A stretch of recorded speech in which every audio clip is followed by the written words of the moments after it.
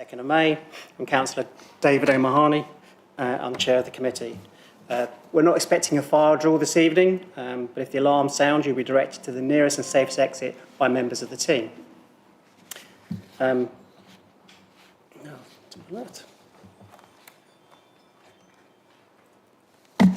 we have apologies for absence?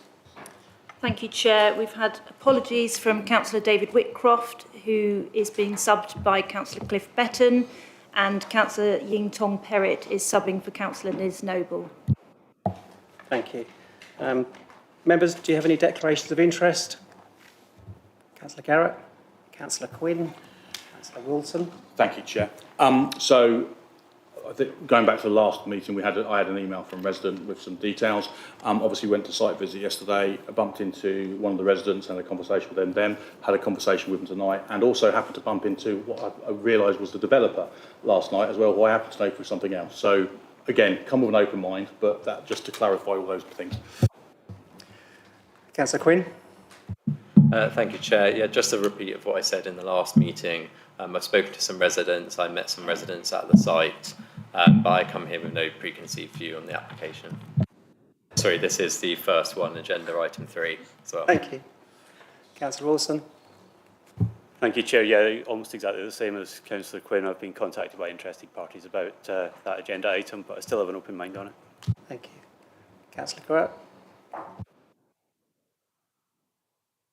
I went to the site visit yesterday, but I have an open mind. Lovely. Thank you very much. Oh, Councillor Phelan-Cook, Councillor Murray-Rowlands. Thank you, Chair. I have a couple of interests to declare. I'm involved in early years, although in a different way. I provided ward councillor grants to early years settings within the ward. I've also met with residents, exchanged emails and had telephone conversations with them. Thank you. Councillor Rowlands. I've had 2 meetings with residents in the area concerned. Thank you very much. Councillor Garrett's got more to declare. I have, and Councillor Phelan-Cook's actually reminded me, I have had experience with the Early Years Foundation as well through various means. My wife's been a childminder and governor at school, so I have had the dealings from that side as well, just to make sure that's clear. Any other confessions? The first planning application on the agenda this evening, item 3, 141 Gordon Avenue, Camberley. Ian, if you'd like to introduce this application, please. Thank you, Chair. The application relates to 141 Gordon Avenue, which is situated within the settlement of Camberley. The proposal seeks a change of use of the existing care home, use class C2, to a children's nursery and preschool facility, use class C, with replacement windows, doors, refuse store and cycle storage, the construction of a canopy to the rear garden and an installation of an air conditioning unit. The application site is situated predominantly in residential location with residential development adjoining the site in all directions. The property benefits from a long rear garden with some trees towards the rear boundary and which are protected by a tree preservation order. These images are of the front of the site with the adjacent neighbour to the east. The property benefits from an existing in-out vehicular access. The property is also detached and set away from the neighbouring properties on either side. These are views of the neighbour to the west of the site. These images show the rear of the site and the area where the proposed canopy is to be erected. And these show the rear garden and the boundary with the neighbours fronting Chilham Way, which are also back onto the site. The proposal would be for a daycare preschool nursery, which would allow for up to 88 children with an indicative split of 21 babies, 35 toddlers, 32 preschool children, together with up to 22 staff at any one time. The facility would operate Monday to Friday between 7:30 and 6:30 p.m. and at no time at the weekends or on bank holidays. This is just to run through the floor plans of the proposal. This is the first floor plan. Minor changes to the elevations are sought to change the windows and doors. The proposal would also include a rear canopy to the rear and a air conditioning unit as well to the rear. The proposal would result in the loss of the dementia care facility. However, it's recognised that the current site does not operate at the maximum capacity, and increasingly facilities like this are facing operational challenges with larger purpose-built sites that can benefit from economies of scale and also provide better facilities. No objections were raised from adult social care as to the loss of the facility, particularly in light of the proposed community use.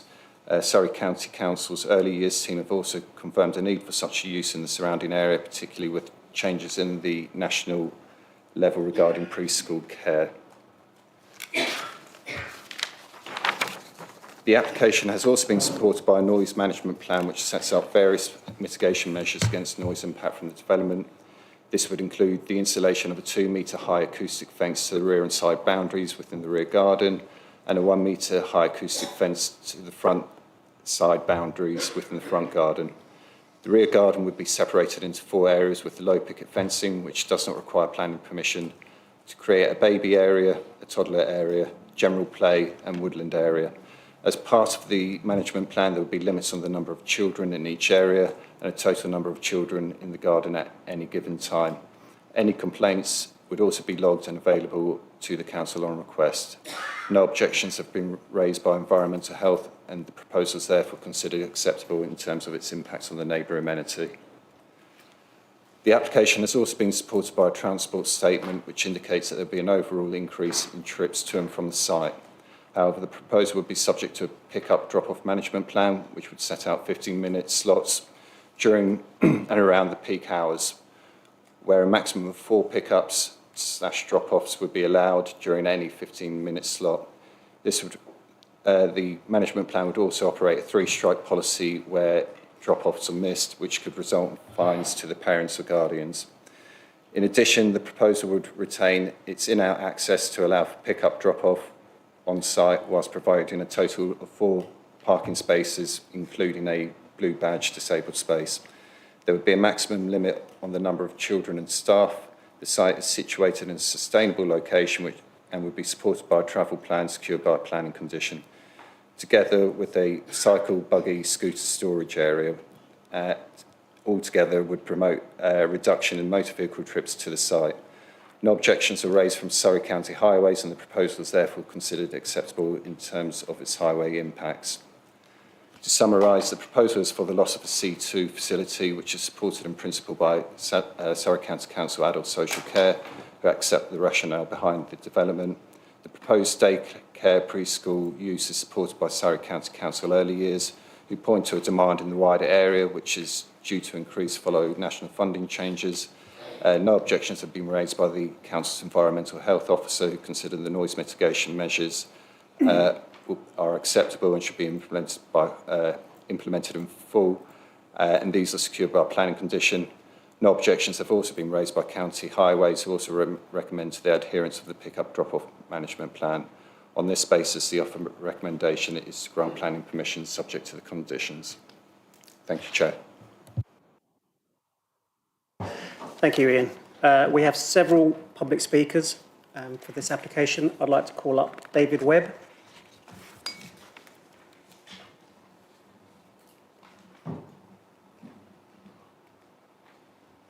Hello, Mr. Webb. You have 4 minutes to make your point. At 3 minutes, you'll be given notification you have a minute left. The little device in front of you, if you press the button till the red light comes on, and you can start whenever you're ready.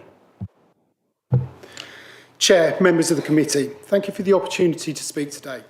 I'm here to object to this application. While the principle of more childcare provision is understood, the practical impacts on this residential street are severe and not adequately addressed in the officer's report. Let me focus on 2 key issues: staff parking and underestimated vehicle traffic. This proposal allows for up to 22 staff on site at any time, yet there are only 4 parking spaces proposed, one of which is to be a disabled bay and another for EV charging. However, none of these 4 spaces are to be made available for staff parking. The officer's report does not explain whether 22 staff will park. It assumes, without evidence, that most will walk, cycle or use public transport. But to arrive for 7:30 a.m. by bus and train, services are limited. These assumptions are therefore speculative, and there is no enforceable plan to manage staff parking off-site. The transport assessment is similarly flawed. It projects a mere 14 additional vehicle movements during peak hours. That is for both staff and parents. This is not credible. With 88 children and 22 staff, the real figure will be significantly higher. Many parents will drive, particularly those commuting onwards to their own places of work, and the local area already suffers with parking pressure and congestion. The proposed drop-off and pick-up strategy is also inadequate. The idea that 4 families will arrive every 15 minutes sounds organised in theory, but in practice, parents will arrive early, leave late, or overlap, especially with children to get in and out of cars. With no waiting bays and only limited off-street space, cars will inevitably queue or idle on the road, blocking traffic and causing frustration for other road users. There is a real-world comparison that has been ignored. The applicant already operates a nursery in Frimley Green with similar numbers of staff and children. Why hasn't it been used as a comparator?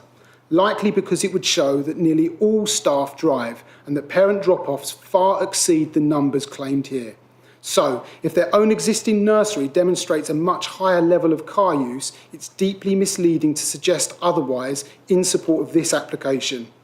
The application relies on TRICS data in the absence of objection from the County Highway Authority, but the TRICS data does not reflect the specific constraints of Gordon Avenue.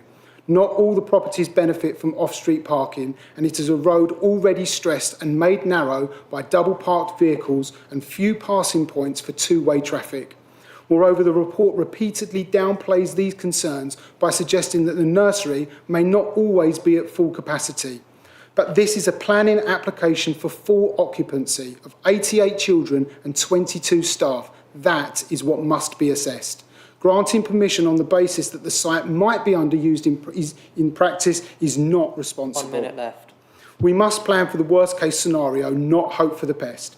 Once approved, the nursery will very likely operate up to its capacity, especially given national childcare funding expansions coming in September 2025. The proposal as it stands provides no parking provision for staff. Due to the parking restrictions which start 100 yards up in Gordon Road, they will have no alternative other than to park on Gordon Avenue, Chillingham Way and the unadopted Gordon Crescent, causing more congestion and reducing road safety. And let's be clear, once that happens, it will be very difficult to reverse. The report even suggests that future traffic regulation orders could be introduced if parking becomes an issue. But why approve a scheme now that we already expect will need fixing later? In conclusion, I urge the committee to consider the realistic everyday impact this proposal will have on the community and ask that this application be refused. Thank you. Thank you, Mr Webb. Members, do you have any questions for Mr Webb that you would like clarification on what he's stated? Councillor Garrett. Thank you. I was there last night, and there was a lot of cars on the road. Speculation from your side. So, if you can think about this, there was a lot of cars. Are they likely to have all been from residents, or are they likely to have been from people that are parking? I'm guessing you'll know this from who lives in your road and resident parking, because the time we were there was a lot of cars on the road. And I'm just I'm conscious of, are they the people that live there, or are they other cars? I would say when you were there, and I was at home when you were there, so at 5, it actually seemed quiet to me. And when I looked out, my view was, oh, it's a shame that there's a lot of the normal cars that are there that aren't there. So my view is actually you saw it at a quiet time. Yes, there are a lot of residents do park outside their houses. As I said, not everyone has a driveway and off-street parking, and those that do might only allow for one car when they have more than one car. But people do park there and walk into town, and we see that often. I often see people coming back with a Primark shirt on because they don't want to pay the parking to work in Primark or other shops there, and to use the train station as well, because it's the first part. That part of Gordon Avenue is the first part where the double yellow lines or the yellow lines stop. So I would say you saw it at a. You might have thought it was busy, but actually I thought that was quiet. Okay, thank you. Councillor Quinn. Thank you. So you talk about some of the other strains on Gordon Avenue aside from just parking. Could you explain what they are? For example, is speeding an issue down that road? Is poor driving an issue down that road? Thank you. Thank you. I think speeding is an issue. I've actually raised it in an email a long time ago and said I thought there were speeding issues.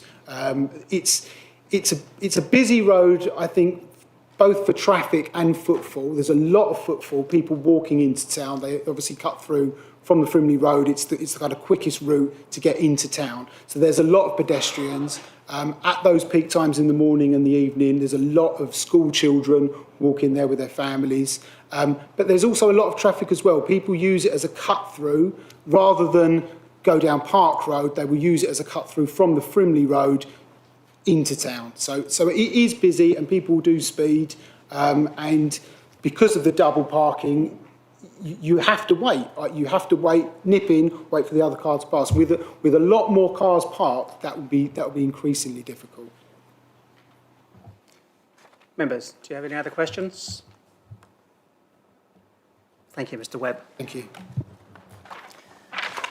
We did have a second speaker who was objecting to the application, but they're no longer able to attend. I believe they sent a stand-in or a spokesperson. Could you make yourself, bless her, would you like to come up to the public speaker, Stan? And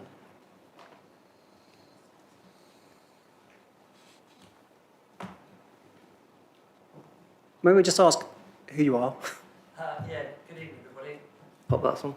Good evening, everybody. My name is Damon Wilson. I'm a resident and an interested party in this. Unfortunately, when the letter first came out about registering your interest to speak, I was overseas, so I missed the boat. But with Richard not being able to speak this evening, I've gladly stepped in. Okay, it will be the same scenario as Mr. Webb. You have 4 minutes to state your case. You'll be prompted at 3 minutes, so you now have a 1 minute break, 1 minute left. Start whenever you're ready. Thank you. Chair, members of committee, thank you for the opportunity to speak today. I'm here to voice opposition to the proposal to replace a residential care home with a large-scale commercial nursery in Gordon Avenue, a quiet, low-density residential road that has preserved its character for over a century. This proposal would bring a significant and inappropriate intensification of use, constituting clear overdevelopment. The scale and nature of the proposed operation are wholly incompatible with the surrounding residential setting. The need for early years education is not in dispute, but location matters, and this location, with its limited infrastructure and narrow, congested road network, is entirely unsuitable for a high-intensity commercial use. The application grossly underestimates the impact on local traffic and parking. The iTransport report relies upon TRICS data from northern towns, Bristol City and Wales, regions with different demographics and much lower car ownership. In stark contrast, Surrey has car ownership rates of over two vehicles per household. Also, the TRICS data only counted a trip ending in the site. Therefore, trips where a car is parked outside didn't count, creating an erroneously low trip rate. The claim that only 14 vehicles will drop 88 children is ludicrous. Our surveys of nearby nurseries suggest the drop-off and pick-up rate is close to 90% by car. iTransport should not have used transport data from distant and irrelevant regions. Moreover, the proposed drop-off plan is unworkable. With only 3 on-site parking bays and realistic drop-off times of 20 minutes per vehicle, the site can handle just 9 vehicles per hour. To accommodate the full demand, it would take close to 9 hours. The likely result? Parents will park illegally, obstruct driveways, block pavements and use side roads. This will create dangerous blind spots, increase pollution and noise, and create a traffic bottleneck. The road is used as a cut-through between Frimley Road and Park Street. It is narrow, lined with parked cars and difficult to navigate. The increase in vehicle movements will compromise emergency access and pose a serious risk to pedestrians and school children. It is a designated school walking route. Local nursery operator Debbie Froud, Bright Sparks Montessori, confirms that the vast majority of her parents and staff travel by car. This real-world evidence directly contradicts the assumptions made in the iTransport statement. The application also fails to address the parking needs of the proposed 22 full-time staff. The site currently accommodates parking for staff, but the proposal offers none. With limited on-street parking, there is no capacity to absorb this number. The site is not sustainably located. The nearest public transport options are over 20 minutes away, impractical for parents with young children. This is a car-dependent scheme and an ill-equipped to handle that dependency. The application clearly fails to meet key planning policies. DM11 of the Surrey Heath Core Strategy, which prohibits developments that significantly harm traffic flow or fail to offer adequate mitigation. Surrey County Council's LTP4, which seeks to reduce car use and promote sustainable transport. This scheme does the opposite, creating car dependency and causing parking chaos. Surrey Heath's pre-submission local plan 2019 to 2038, which requires integrated parking solutions. 1 minute left. This proposal requires over 100 parking spaces when you combine the staff and the parents, and delivers almost none. Surrey County Council Highways Order, April 2025, mandates a travel plan prior to occupation. No such plan has been submitted, rendering the current application incomplete. This is a case of forcing a large commercial operation into a residential location that simply cannot support it. I respectfully urge the committee to reject this application. Thank you. Thank you, Mr Wilson. Members, do you have any questions for Mr Wilson? Any clarification of the points he made? Councillor Garrett. Thank you, Mr Wilson. The demographic of your road, because a lot's being made about parents not taking their car to nursery. What is the demographic of your road? What sort of people live in that area? Or is it families with young children? Is it older? Just to get a feeling of that area. Yeah, sure. I think it's fair to say it's a mixture. It's a mixture of people that have been there for 20, 30 years and more, and obviously seen their children grow up and leave home, and those that are fairly new to the area with young families that use the local schools. So it's pretty mixed, I would say. Councillor Wheeler. Thank you, and thank you for coming to speak. Could you tell me, please, where your nearest local school is? Secondary or first school, or just any? I'll go for both. You'll go for both? Okay. Just for clarity. Okay, so I would suggest the nearest secondary school is probably King's International College, which is on Watchet's Watchet's Drive, I should say. So it's probably, I think it's something like 2.6 miles away across the Watchet's Park there. And then if you go onto the Frimley Road, is probably the nearest, I would say, infant/junior school. And it probably slightly longer, I mean, I'm making it up, but probably 3 to 4, probably 3.5 miles, something like that. So it would be fair to say that parents dropping children at school will need to drive in order to get there? Absolutely. Thank you. Members, any other questions? Mr Wilson, thank you very much. Thank you.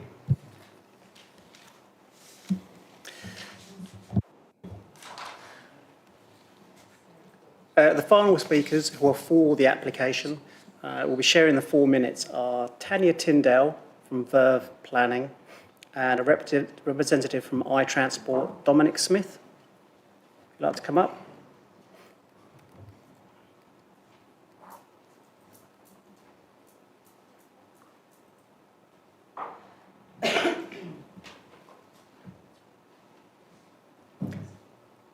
So, same as before, you have your 4 minutes. You've been notified when you have a minute to go.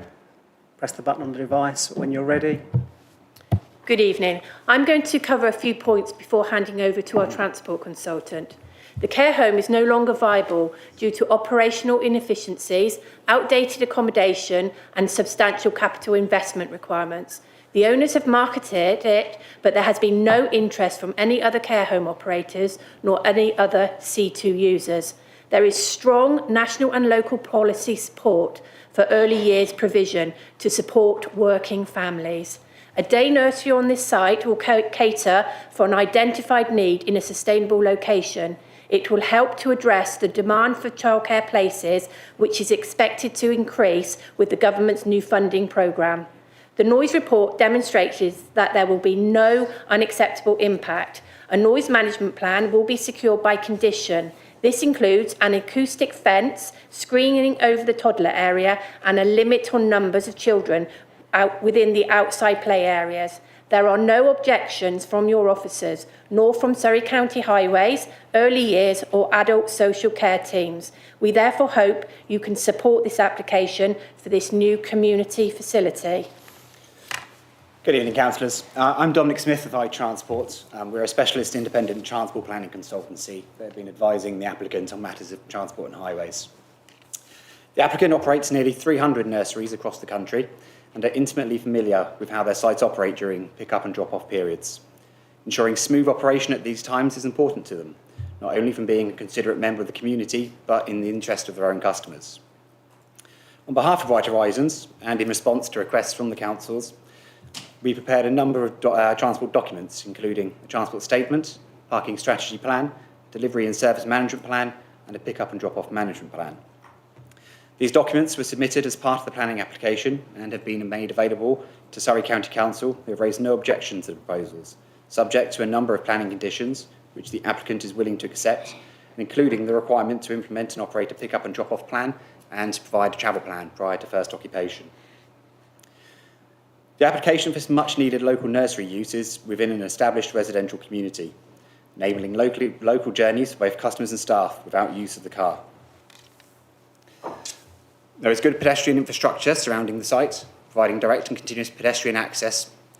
There is a bus stop located 450 metres from the site on Park Road, and further bus stops providing high frequency services available at Frimley Road.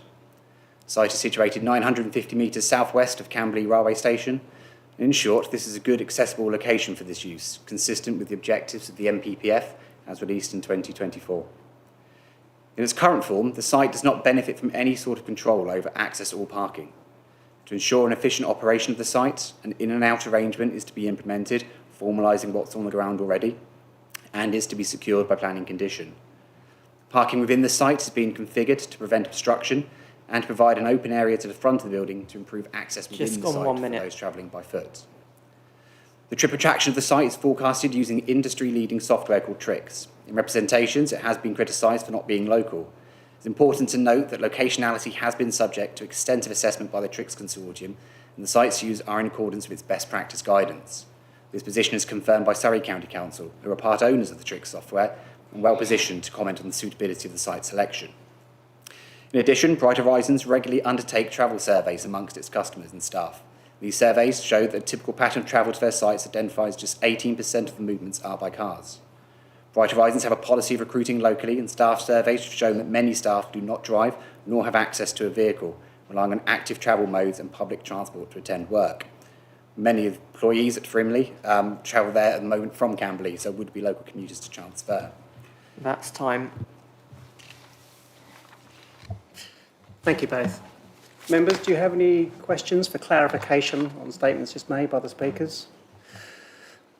Councillor Thompson, Councillor Glert, Councillor Garrett. Thank you, Chair. Councillor Quinn.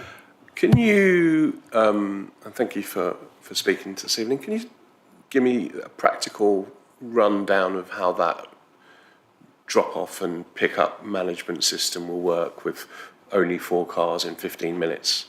I'm interested to see exactly how that's proposed to work. Certainly. So it is something that they operate in other sites. Parking in these locations can be constrained.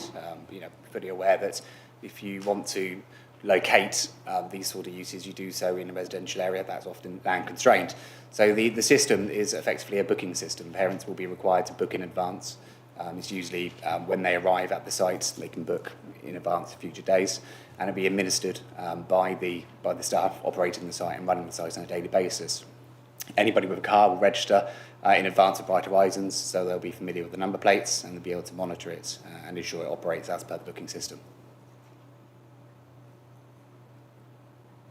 So that's a booking system to drive the car into the property? Yes. And so if they're early, do they not just try and wait in the road? There is a possibility that will occur. I mean, there are no parking restrictions there that would prevent people using the carriageway legally as they're entitled to. But Bright Horizons want to operate in that way and implement that system. They have a duty of care. They have a duty of care to the local community and to their parents as well. For most people dropping off small children at a site, it's much more convenient for them to be on the site. They're often transferring equipment, bits and pieces for the day. Lugging that down the road is not usually desirable to them. Having my own children myself, I often drop them off at nursery as well, and taking that sort of equipment and the kids' stuff they use, it's better to be on the site. So there's a strong incentive for them to travel to the site and use the parking that's available. Okay, thank you. Councillor Garrett. Oh, Clancy Glowett. Thank you. When I saw the place yesterday, there were four parking slots for the people dropping off. But one is designated disabled and one is an EV charging point. So during the drop-off, will those just be free for all? No, during the drop-off, they will be made available for booking. So they will be, anybody can use them. It won't just be disabled, won't just be for the disabled. No, the disabled parking will be available. I mean, it'll be prioritised for disabled users, and the nursery will be aware of the disabled users, and they will have priority over booking that space. But if it's not used or not being utilised, and we found from surveys from other sites that actually there's quite a low uptake of the disabled parking bay that will be made available for general use.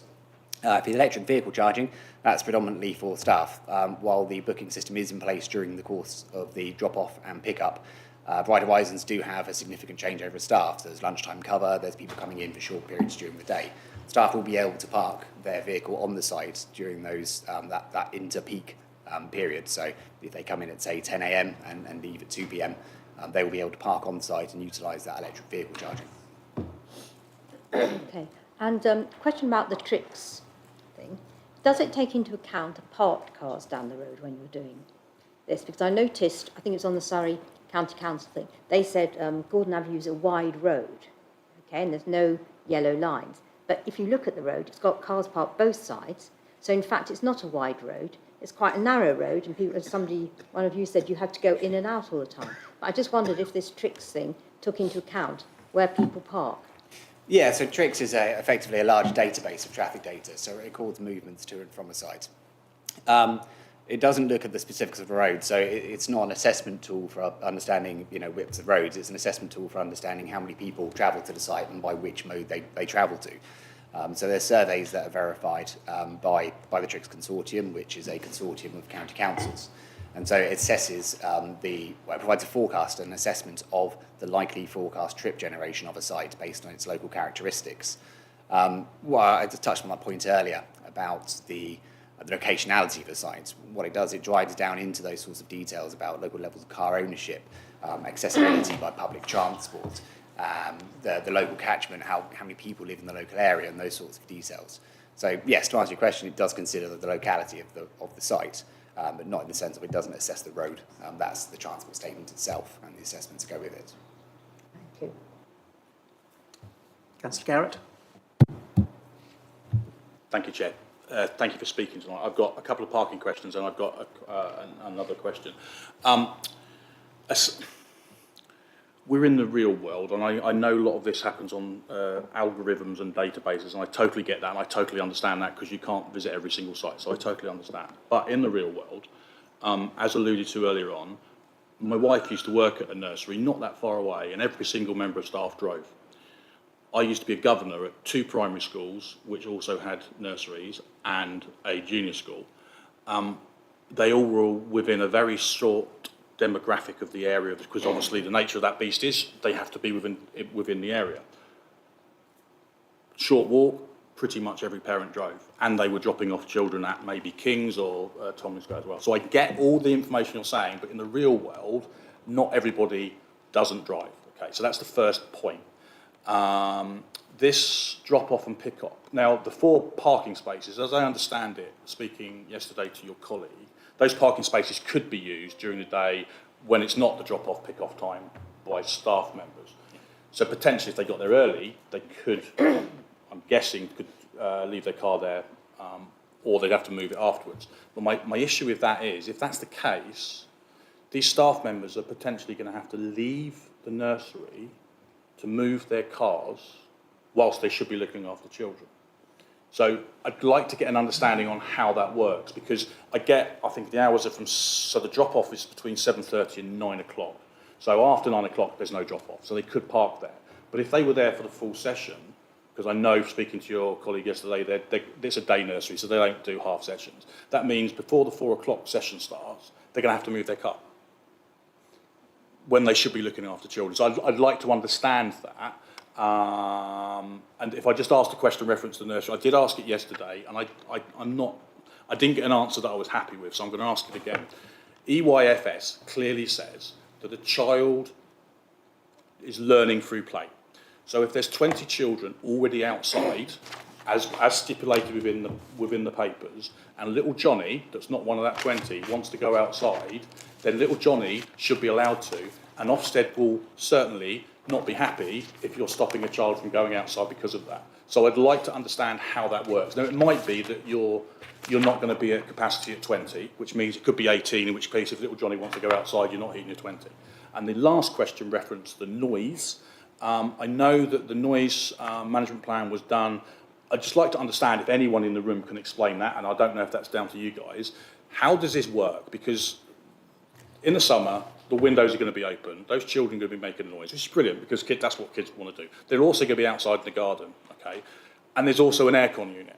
How is that all calculated? Is there an algorithm that says 20 children in the room make this noise? Because I'm conscious that, and I know there's going to be acoustic fencing in, but I'd just like to understand how that works as well. And I know I've thrown a whole pile out. I've tried to keep them as short as possible, but I'd look forward to some answers. Thank you. Certainly, I'll jump in the parking one quickly while my colleague looks at the technical information. It's a good question. I suppose, actually, there is nothing preventing that occurring other than it would be massively inconvenient for that staff member to do that. I mean, if I parked somewhere else, I'm not sure I'd want to bring my car back and then take it back out again later on. I mean, that could be prevented through the car parking management plan. That could be adjusted, saying that there's no parking to occur on site prior to 7:30, and staff parking should only be taking place after 9 and before the hours of 4 p.m. To prevent that. I think it's probably just nothing technical, unfortunately. It's just a convenience point. Councillor Quinn.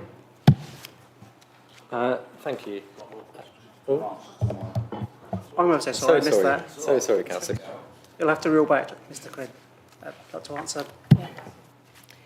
In answer to your question about the use of the play area and children being allowed to go outside during the day, the nursery teams will get together at the beginning of the day and they will agree a timetable of structured play for all the different age groups, and that's both internally and externally. Now, the structured play will change on a daily basis depending on the weather conditions, learning activities that are being carried out that day and that week, to ensure that all children will get access to outdoor play over the course of the day. Now, whole classes will go out together and will enjoy the outdoor space depending on the area. And we saw earlier the 4 different areas which are aid dependent.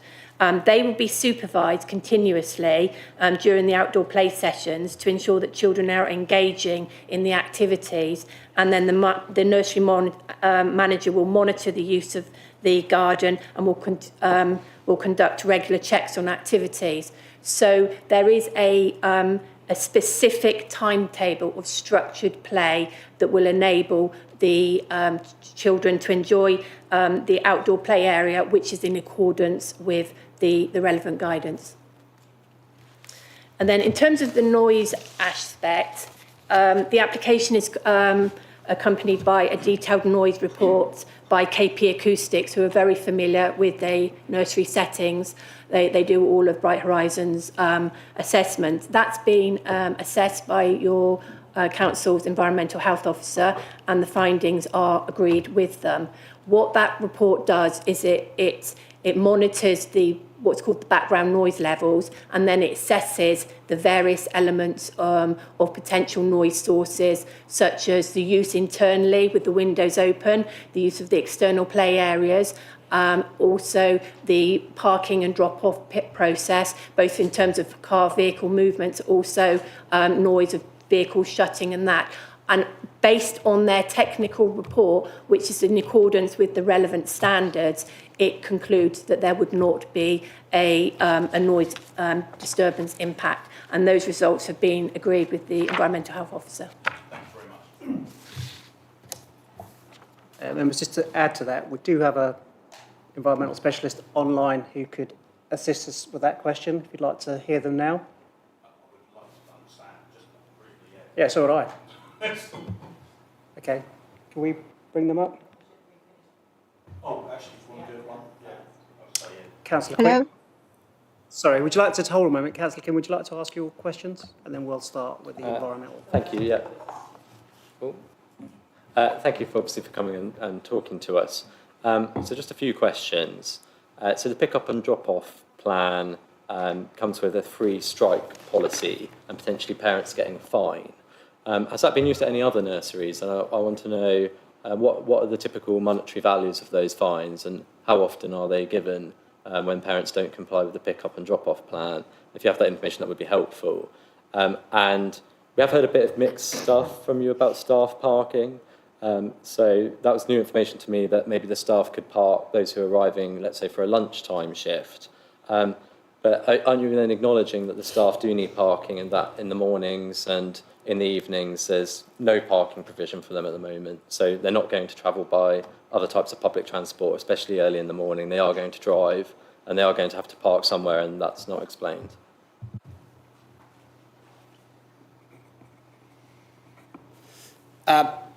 Right, so in regards to the monetary values, yes, they do operate parking plans at other locations, them being Bright Horizons, but no, unfortunately, I don't have the detail. There's no one here from Bright Horizons to confirm the sort of monetary value of those fines. I mean, it obviously is a deterrent, and it has been successful elsewhere, but yes, I don't have that detail, I'm afraid.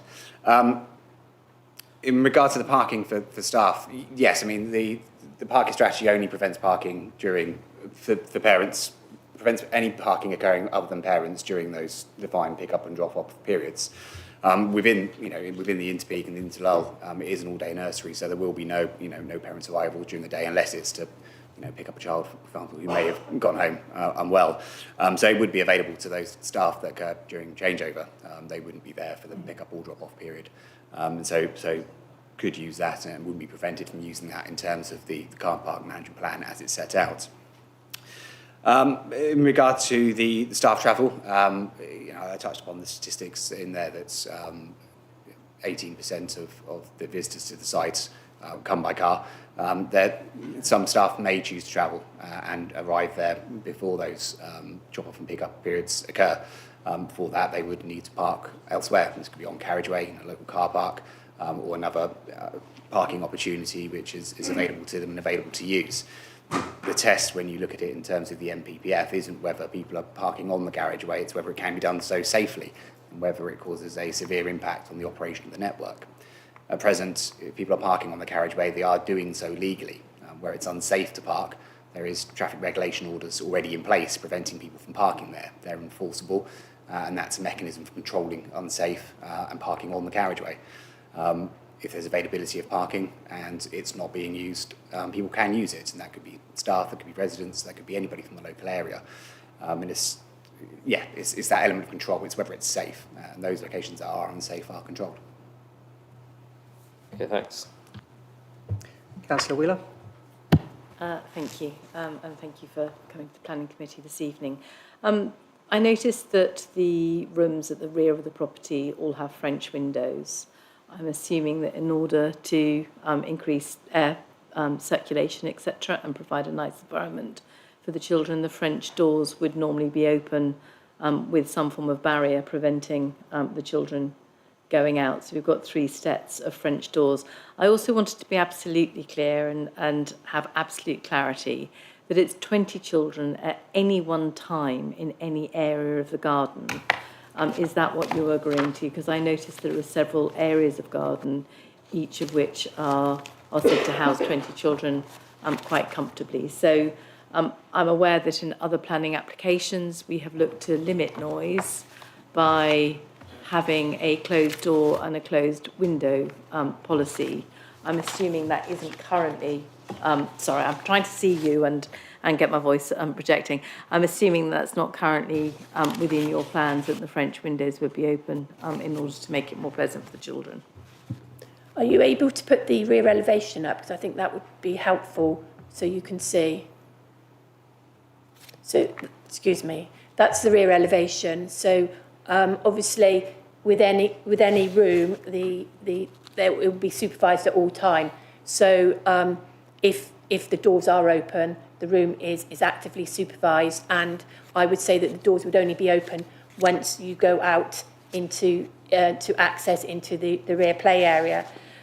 If you look in, I think on your committee report at paragraph 4.11, it's got a table that sets out 2 scenarios, each scenario being acceptable in terms of a noise mitigation strategy. And in that, it gives you the maximum number of children in any one area. So it wouldn't be 20 at any one time in the garden per se. It would be those numbers within each of the within each of the areas. So up to 60 and up to 52 That's children in the correct, back yes. garden. Okay, that was the point that I wanted to clarify. Thank you. Yes, that's correct.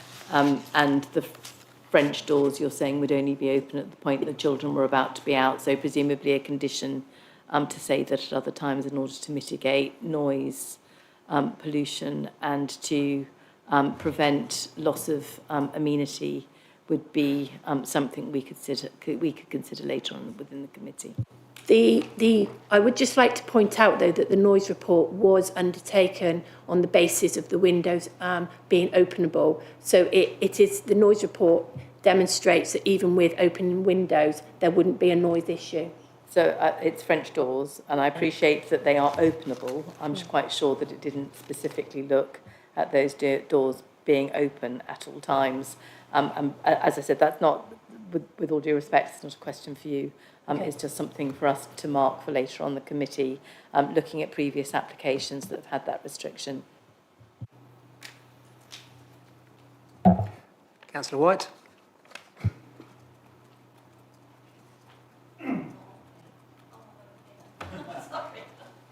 Thank you. We all know there's nothing more pleasing than hearing children laughing and giggling out in the summer in the garden. Well, behave. That's a couple of children. You say that there's a noise report that's been done and everything, but how can you do a report on something that hasn't happened yet with 20, 30, 40, 50 children in the garden?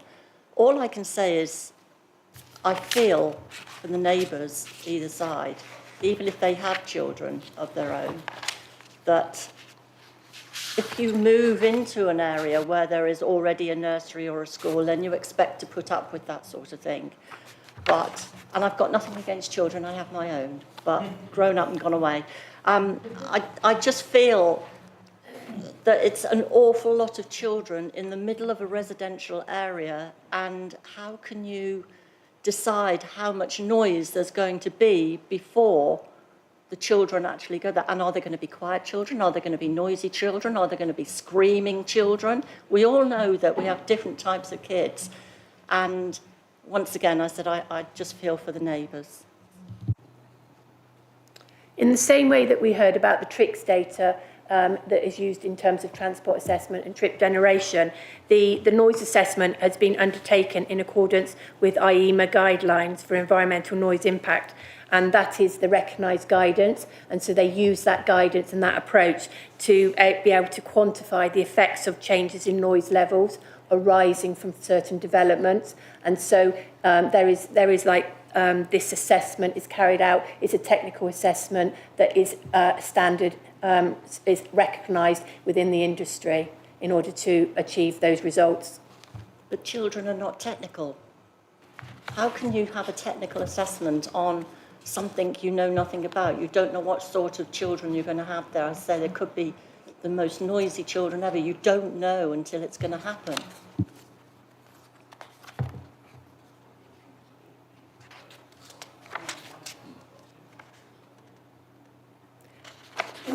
That was just an observation. You don't have to answer it.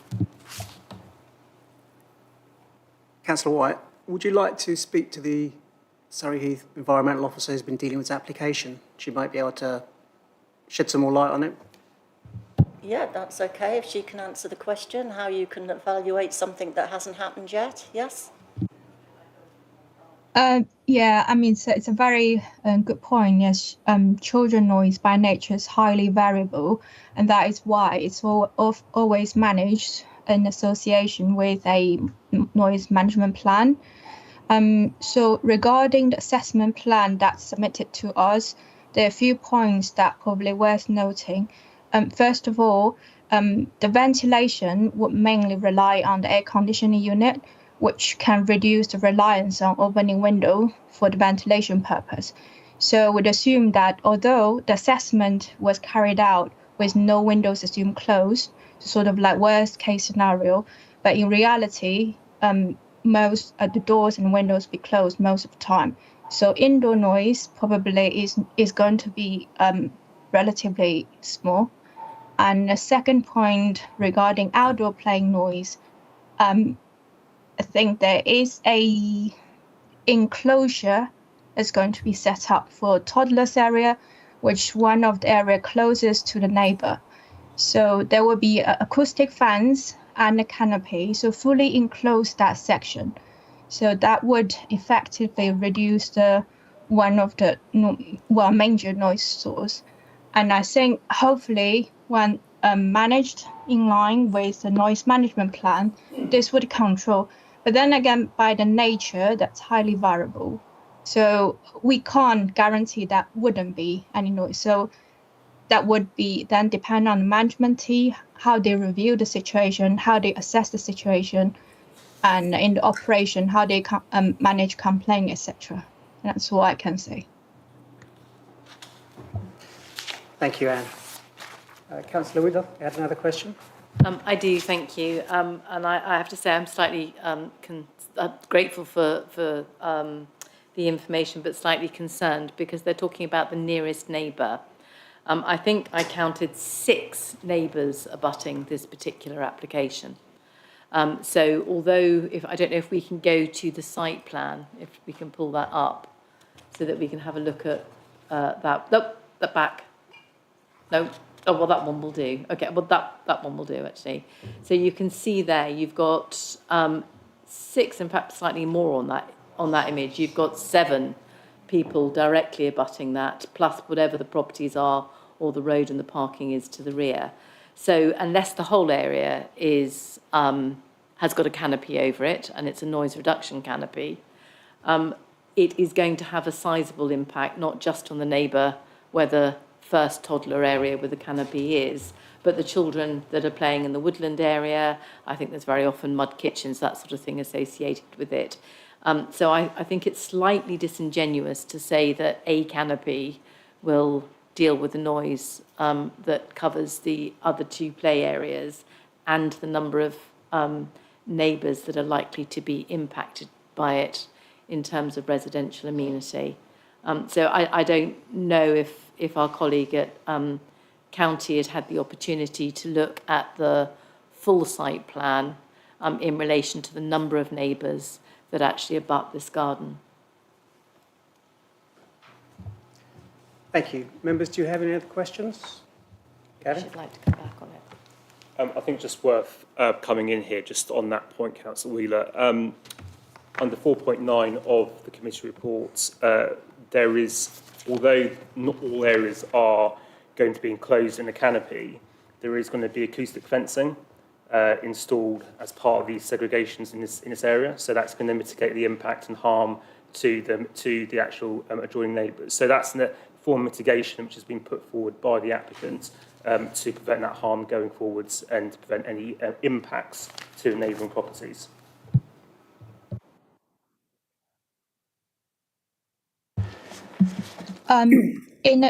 Sorry, very quickly, a bit of clarification. So the need for this enclosure is based on the modelling output, which so that area essentially is the highest impact. So that is a reason why they suggest building this enclosure to mitigate that. So based on that modelling output, all other areas are not subject to this level of impact. So. Thank you, Anne. Members, do you have any other questions? So any councillors not on the committee will be able to speak if required. Thank you very much. Are there any councillors? Councillor Cook? Thank you, Chair. In addition to the interest I declared earlier, I should probably also declare that I attended the site visit yesterday. First of all, thank you very much to the officers for preparing the information being considered this evening, and to the committee for their time in doing so, particularly those who attended yesterday's site visit. I'd also like to thank the residents in attendance who I think spoke very eloquently and were very clear in communicating their level of concern to you, and I hope that you will hear that. As set out in the agenda pack, on behalf of residents, I called this item in on a number of grounds highlighted to me, including parking capacity, access and negative impact on residential amenity.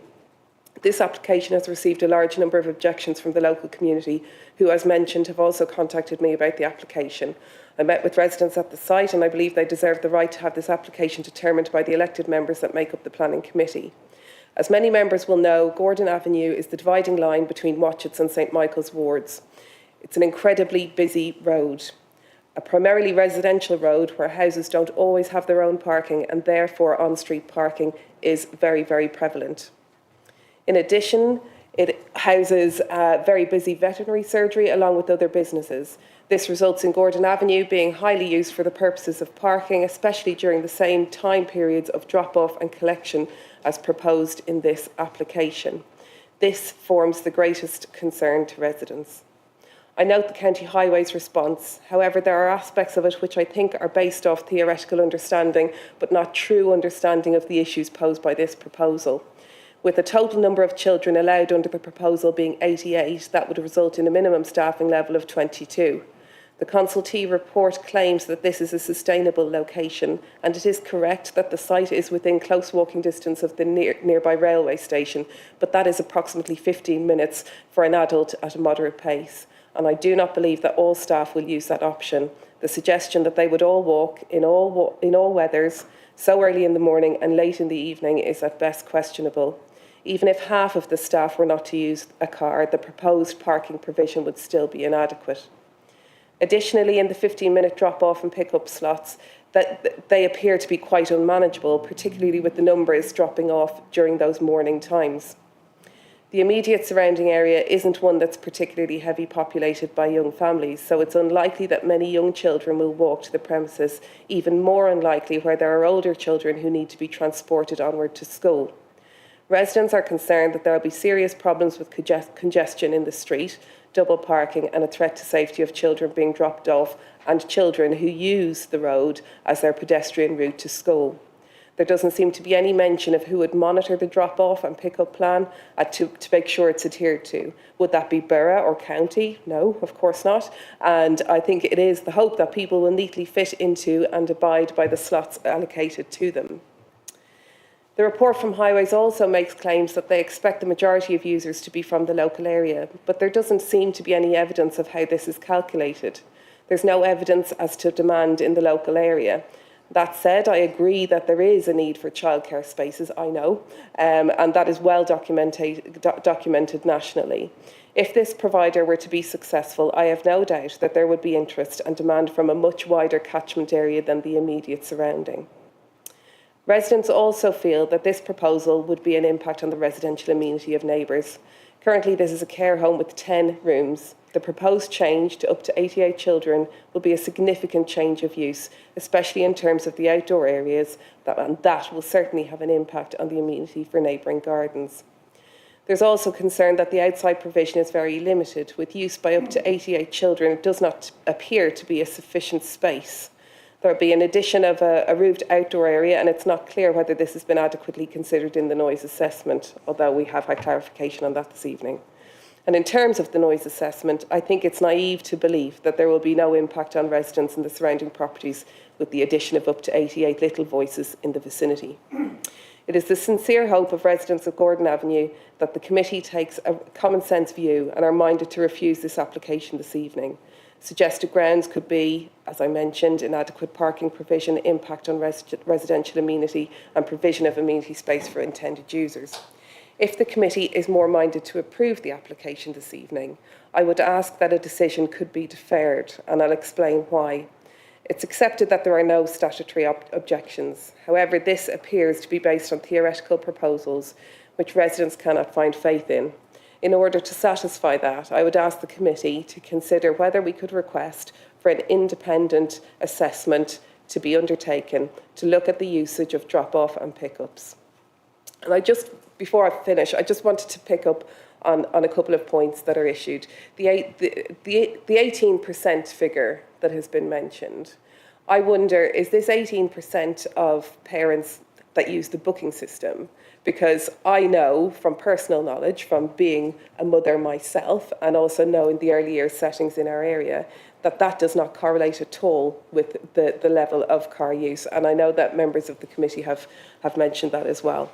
And in terms of noise, up to 60 children in that back garden, I can't imagine that any amount of acoustic fencing would be able to absorb that sound. I know what my own 3 children are like, and 60, I think, would be quite a noise. So thank you for your consideration. I hope that you will take the time to reflect on what the residents particularly have said this evening. They spoke very, very brilliantly, and I think that they communicated their concerns very well. Thanks for your time. Thank you very much, Councillor. Councillor Rowlands. As a second speaker, you have 5 minutes. Okay, thank you very much. I represent the other side of the road because this road is split into 2 wards, one of which is St Michael's and one of which is Watches. And of course, St Michael's will be affected by this development in equal terms to Watches. And one of the factors, if you look at the road, there are fewer off-parking spaces in the Watches side than there are in St Michael's. So to some extent, although it's not germane to the immediate place where the nursery is going to be located, St Michael's residents on the other side of the road are going to be affected as much as people from Watches. And I think we've heard tonight some fairly substantial arguments against the proposal, which conform with the National Planning Policy Framework of 2024. And this stipulates safe and suitable access to the site can be achieved for all users. And I think we've had evidence that that is not the case in this instance, and know how busy that road is at peak times and against it. And the other point, any significant impacts from the development on the transport network in terms of capacity and congestion or on highway safety can be a cost effectively mitigated to an acceptable degree and can be mitigated by a vision-led approach. Now, it's not conforming, what we've heard tonight is that's not conforming to that caveat. And it goes on to say within, and another point, within this concept, applications for development should create places which are safe, secure and attractive, which minimise the scope for conflicts between pedestrians, cyclists and vehicles. Now, looking at the condition of that road, looking at Gordon Avenue, it doesn't appear to me to meet those circumstances. Thank you, Chair. Thank you, Councillor. Members of the committee, do you have any questions for planning officers, Gavin or John? First hand up, Councillor Betton. Thank you, Chair. Excuse me. We're looking at a change of use application. In 1987, the use was changed to a care home for 10 people. It's currently, or up until recently, a care home. Is that still for 10 people? Were those 10 people living in the property, or were they coming and going? They're living there all the time. Yeah. How many visitors did those 10 people have, and how many staff were looking after them? Do we know that, please?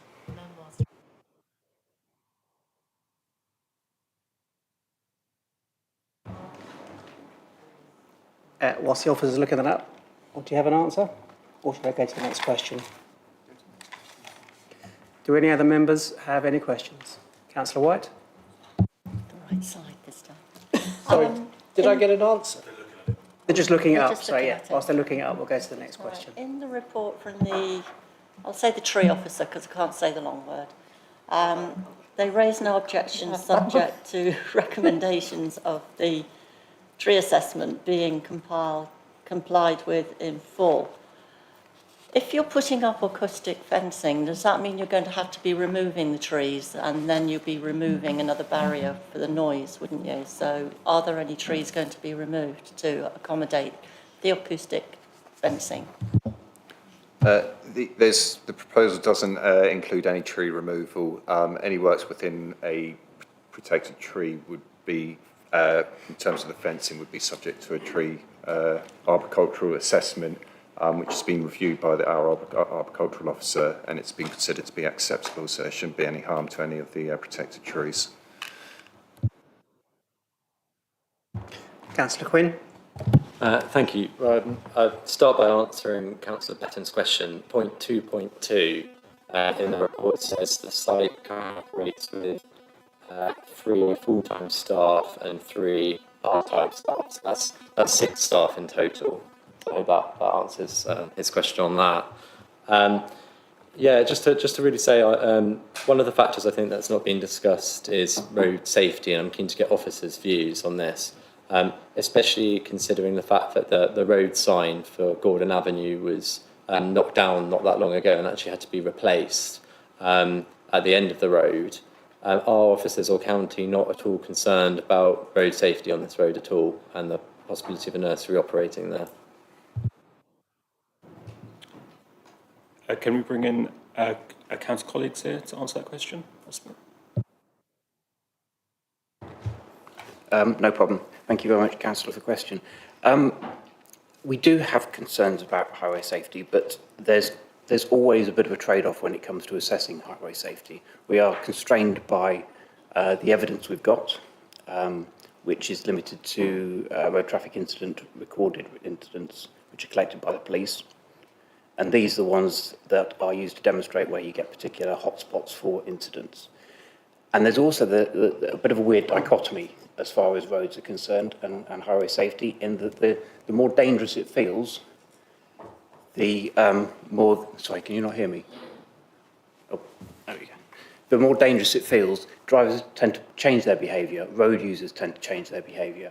So if you've got a situation where you've got a lot of cars on a particular road, drivers tend to slow down, pedestrians tend to become a lot more aware of their surroundings, and they adjust their behaviour accordingly. There's a classic example with your stereotypical supermarket car park. You go down to the Meadows and check out what happens at Tesco's. There's potentially thousands and thousands of potential conflict situations between pedestrians and cars happening every day. But the actual recorded incidents are incredibly low. So in that respect, there are concerns with road safety, but we find that those concerns aren't necessarily panning out in reality.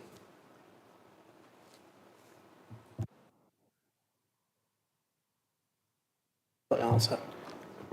Thank you, Chair. Just to come back on to Councillor Betton's question, if I may. So under the report on page 23, there's a table 5.2. 5.1, under 7.7.5, page 23. There was 15 residents as part of the care home, and there were 43 trips as part of that comings and goings on the site. Was that per day? Yes, that's correct, yeah. Councillor Wheeler? Thank you. It's actually a question for our Surrey County Council colleagues. If I may, can I just please check and clarify that parking near schools in Surrey is challenging, and therefore we have zigzag lines which indicate no stopping or parking at any time. in place to ensure children's safety when crossing the roads. Now, I appreciate that's for older children, but small children, even when tethered to your wrist, can prove to be escape artists. The other question is, again, it's not a sort of a barbed question anyway, but I'm not sure whether or not you've actually had the opportunity to visit the site and see the level of parking on both sides of the road. And as you rightly say, that has the impact of slowing down the traffic as it passes. I wouldn't want to try and get a fire engine or an ambulance down there at peak times, but that's a different matter. But I just wondered why, if this is a nursery and where we have our junior schools and nursery schools, very often there is, if I go to the one outside Busy Bees, for example, in Frimley, there are double yellow lines close to the approach of it, presumably to keep the siteways clear. So I'd just like to have a comment on that, if I may. Thank you. I have myself visited the site, and I do appreciate the concerns that are being raised around parking and congestion down Gordon Avenue. From our perspective, the increase in traffic in comparison to the existing use of a care home is, there will be an increase in traffic, but parking down Gordon Avenue for this site will be temporary. It's not going to be all day. There'll be 10, 15 minutes for pickups and drop-offs. And it was raised that under the annual parking review, parking restrictions could be implemented down Gordon Avenue if this was required as a result of the use of this site changing. If I can come back on that, being somebody who has suffered from double yellow lines being put in my road, the parking, the speed of the traffic has increased substantially and is a risk to children crossing into a recreation ground. We also have to bear in mind that the majority of these properties were built before there was car ownership, and therefore the driveways within this property, particularly those that front the road, are quite tight. And although there is it's converted to a parking space in some cases, in a lot of cases that we observed, for example, yesterday, somebody would park their car in their drive and then they would block that car in. So if we introduce double yellow lines in that road, and I thank you for acknowledging that may be something that we need to consider as a result of this application, it would seriously impact the residents that are there, and it is solving a problem that doesn't have to exist. The intention with the pick-up and drop-off management plan is to mitigate the peak hours of heavy traffic for using this site. Of course, the implementation of sort of restrictions would only be if this site was running in practice, and that was something that would be needed for sort of safety purposes. But from our perspective, it's more of an inconvenience to users of Gordon Avenue and a temporary congestion addition rather than a safety or capacity issue. Thank you. Just to come back on that, the traffic management plan allows for 10 cars in the 2.5 hours that they have for the drop-off. It's 4 cars per hour across 4 spaces. So double that, sorry. It's 16 cars, basically, per hour as a maximum. And we've got over 80 children here. I appreciate we have your report, for which we're very grateful. I must express being slightly incredulous that's accepted without looking at the demographics of the area and the car ownership. But thank you. Thank you, members. Before we proceed, the officers want to address some of the points that Councillor Betton and Councillor Quinn raised. Just to come back to Councillor Betton, the current building comprises 14 bedrooms, so obviously it could accommodate 14 residents there. At the time of the submission of the application, there were 6 full-time residents and 3 respite residents at that particular time. Unfortunately, I don't have any information on people visiting them or anything else like that, but that would sort of give you a flavour of the current occupancy. Thank you. I think just come back to Councillor Quinn's question about road safety. I just want to point out in the published report under paragraph 7.7.8 of the agenda pack, there is information about the personal injury accident data, and over a period of 5 years, there's about 4 accidents down Gordon Avenue. So just to give you some context in terms of road safety down that road network. Thank you. Councillor Whitcroft.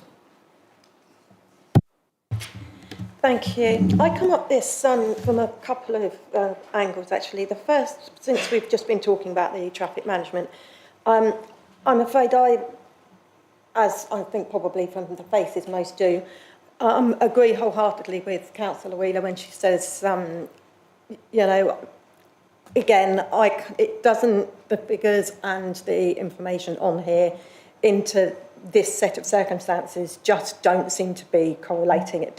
It seems, I cannot personally, for 2 reasons. I know that area quite well, and I can't understand how you can have reached the conclusions you have, to be honest. But as Victoria does, thank you very much. Thank you very much for your time in doing it. The other way that I come at this, I'm ward member for Frimley Green. We have a Horizons facility in Frimley Green at the moment in a property not dissimilar from this, and locally it has, it's very well known, very well spoken of, but we do have, it's on the main green in Frimley Green itself, and we do have problems at drop-off and pick-ups, and again, sometimes at lunchtime when the staff are coming and going, for exactly the same reason. It's it isn't one way, but it should be.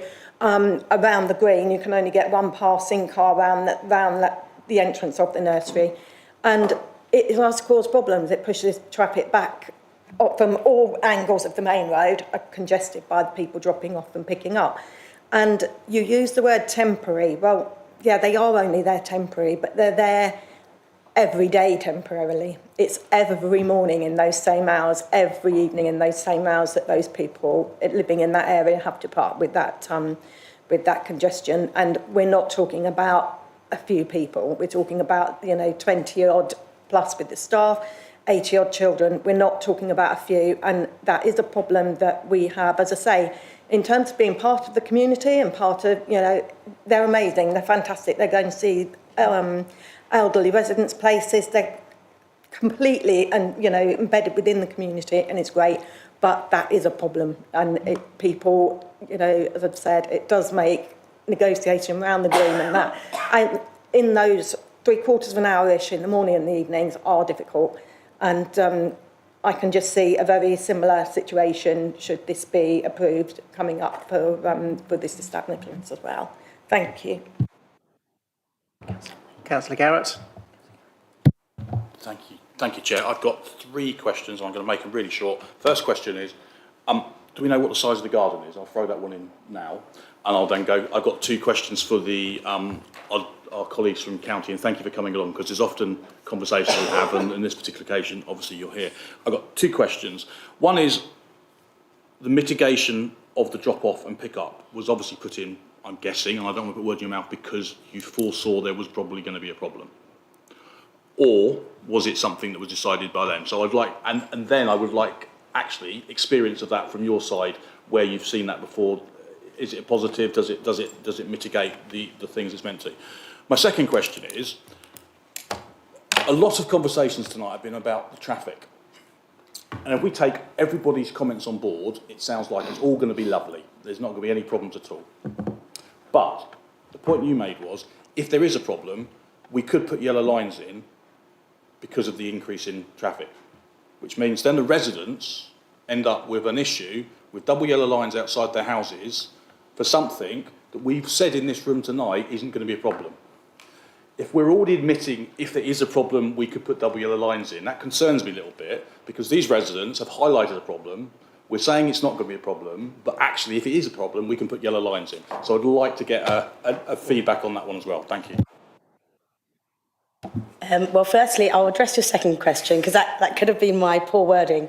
I think my point there with the parking restrictions was more, we do an annual parking review, And if it comes out at the annual parking review that there is, you know, a high stress on this street and something needs to be done about it, then at that point it will be looked into. I'm not necessarily saying now that there is an issue. Yes, of course. On that point, I'm guessing you do an annual review annually, and up till now there's not been a problem. So if there's a problem now, the only reason there'll be a problem is because we've just agreed a nursery.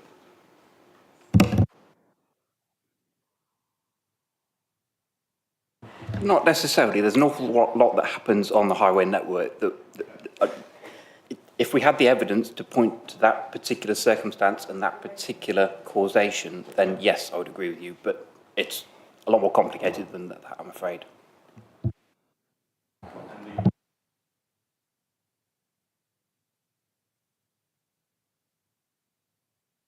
We did recommend this. Okay, well, I can confirm I have dealt with one. That was based in Runnymede district. It was on Egham High Street. As far as I'm aware, it has been successful because we haven't received any complaints through the usual routes that we would expect them to come through. Sorry? It's on a high street, but it's not necessarily the high street in Egham. It's a busy location, though, you're quite right.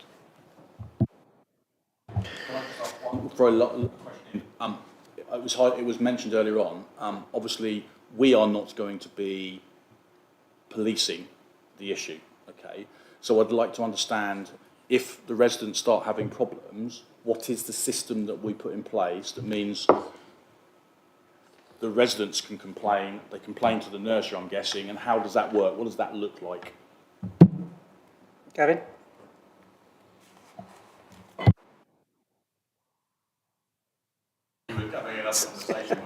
We were just having a look at your question about the garden. Can you just repeat your question, please, Councillor Garrett, please? Yeah, so basically, obviously we're not policing the car parking, I get that. But there's obviously, in the paper, there's a penalty thing, 3 strikes you're out type thing. How's that policed? Is it from our enforcement team? Do the residents report that to the nursery? Do they report it to borough or county? How does the mechanics of that work?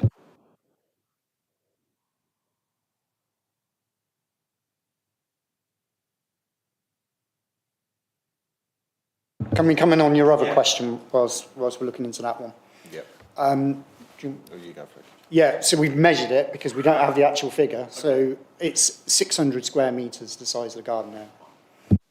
I'll just highlight because I wanted to know that, because obviously there's an amount per child that you need for a garden, and that's well over what I've worked out. So just come back to your question, Councillor Garrett, get my words out, sorry. So condition 8 of the published report, it outlines a drop-off management plan, and it has been strict accordance with that as part of the development. So if there was a breach, obviously the council could enforce in terms of breach condition on that application. So that's what we would do as part of that process. So come back to your question, obviously, we would need to, obviously, if there's any complaints from the general public, obviously we would monitor that as well going forwards and investigate that in accordance with that. Okay, we should get close to doing the last few questions now. Councillor Wilson. Thank you, Chair. A couple of points on planning questions. The agenda supplement that we've got this evening says that the current occupier's accountants say that their business is not viable. Is that a material planning consideration in favour of this planning application? And the second one is, there's been a couple of points about this proposal being in a residential area. What do the planning officers think about the appropriateness of this sort of development in a residential area? Should childcare be in residential areas, or if it shouldn't, where should it be? In an industrial estate or something? I don't know. Thanks. In relation to the marketing, that's just to prove that the current use is surplus to requirements, and it also means that obviously the site is therefore available for redevelopment and of different opportunities. So In this particular case, because the care home is no longer viable, then typically you would look for a new use which would be suitable in this particular area. Typically with sort of care uses, yes, they are found in residential areas. They're also found in sort of town centre locations as well. So it wouldn't be unusual to find a day nursery use such as this within a residential area. Councillor Betton. Thank you. Originally, it was a house in a residential area. It then changed into a care home with people living in it. If it becomes a nursery, who will be living there?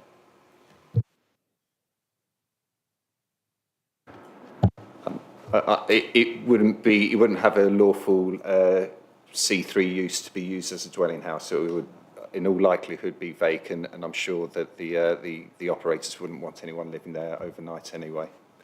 So it will be an industrial use? It's in a class. It'll be in a Class E use, which is a sort of flexible business and commercial use. So I believe it's Class EF off the top of my head. But it would be specific as a day nursery day nursery and nursery. Councillor Ying.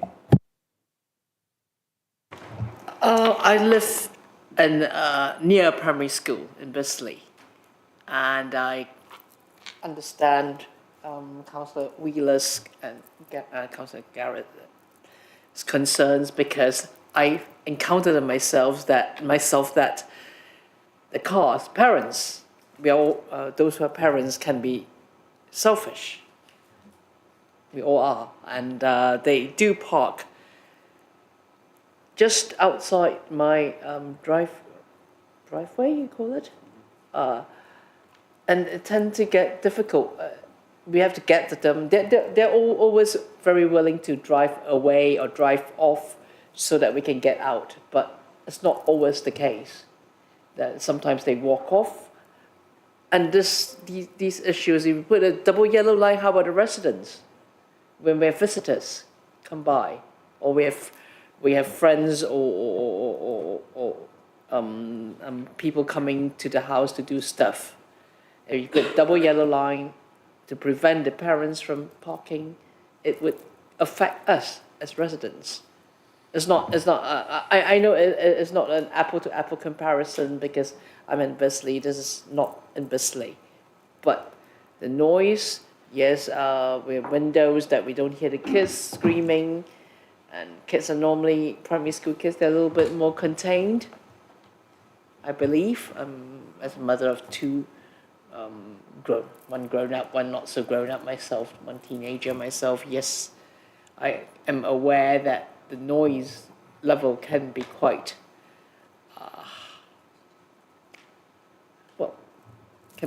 it can affect. If I get out to the garden, I can hear the kids screaming, but mostly they're quite all right. But nursery level kids, you can't control them as much. So yeah, I do stand with them, considering that the noise level, the parking can affect residents there. Thank you. Thank you, Councillor Ying. It looks like Councillor Willoughby getting the last comment on this application. Thank you.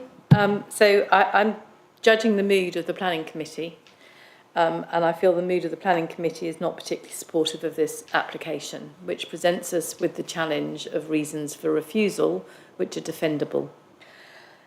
And that is challenging because we've got a noise report that suggests that children don't make very much noise based on a level noise elsewhere. A quick Google tells me that a child screaming can reach between 85 and 120 decibels.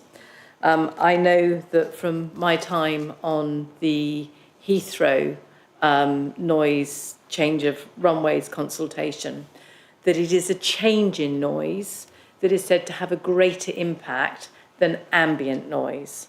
And whether you love or are indifferent towards children, I shall make no comment, I do adore mine. The noise that a child makes is a little bit like an aircraft going over. It is a sudden and quite piercing noise.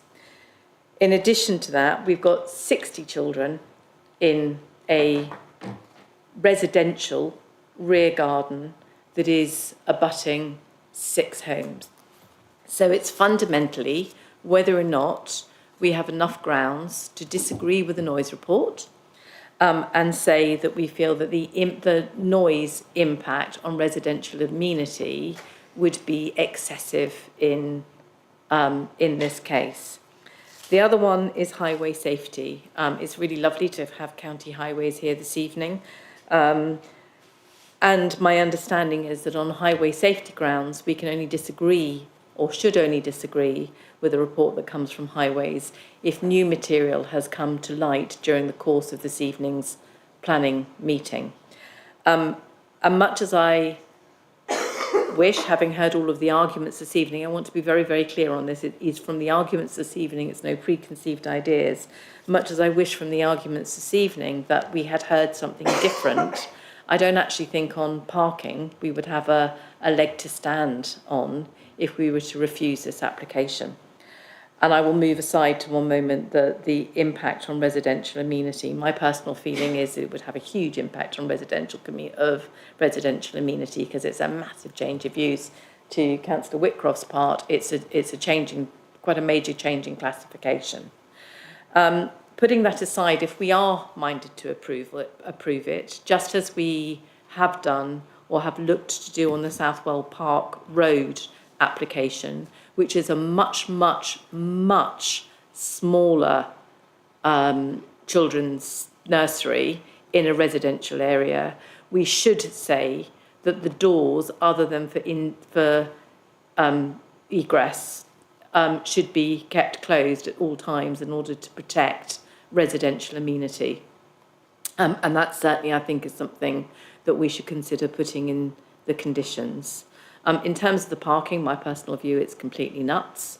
There's also more space that they could put there on that site to actually increase the amount of parking that they had available at the front of the building. I don't know why they're not doing that, why we've only got the full spaces, but that's separate. And I also don't know, I doubt very much that we can, whether or not we can request that. I notice on all their job advertisements that they have out for staff, they mention nothing about sustainable transport for their staff. But if we could encourage that all future job adverts do request a need for sustainable transport, I doubt very much that, in fact, I know that that isn't possible. So forget that. It would be nice, but I know it's not possible. So I think to try and be succinct, which I haven't done very well on so far, if we wish to refuse this application, the only possible defendable grounds that we have is on the loss of residential amenity based on 60 children and the sudden noise changes in that, which hasn't been taken into consideration in the noise report. They're looking at ambient noise levels and ambient noise of children, not that sudden increase. And that certainly was the feedback that we had from Heathrow. Thank you. Councillor Lee, did you have conditions you were thinking of adding from that? Sorry, I think we should add a condition that the French windows should remain closed other than to allow ingress and egress during formal playtime. I also feel that we should say that there should be no outside play before 9 o'clock in the morning or after 6 o'clock in the evening.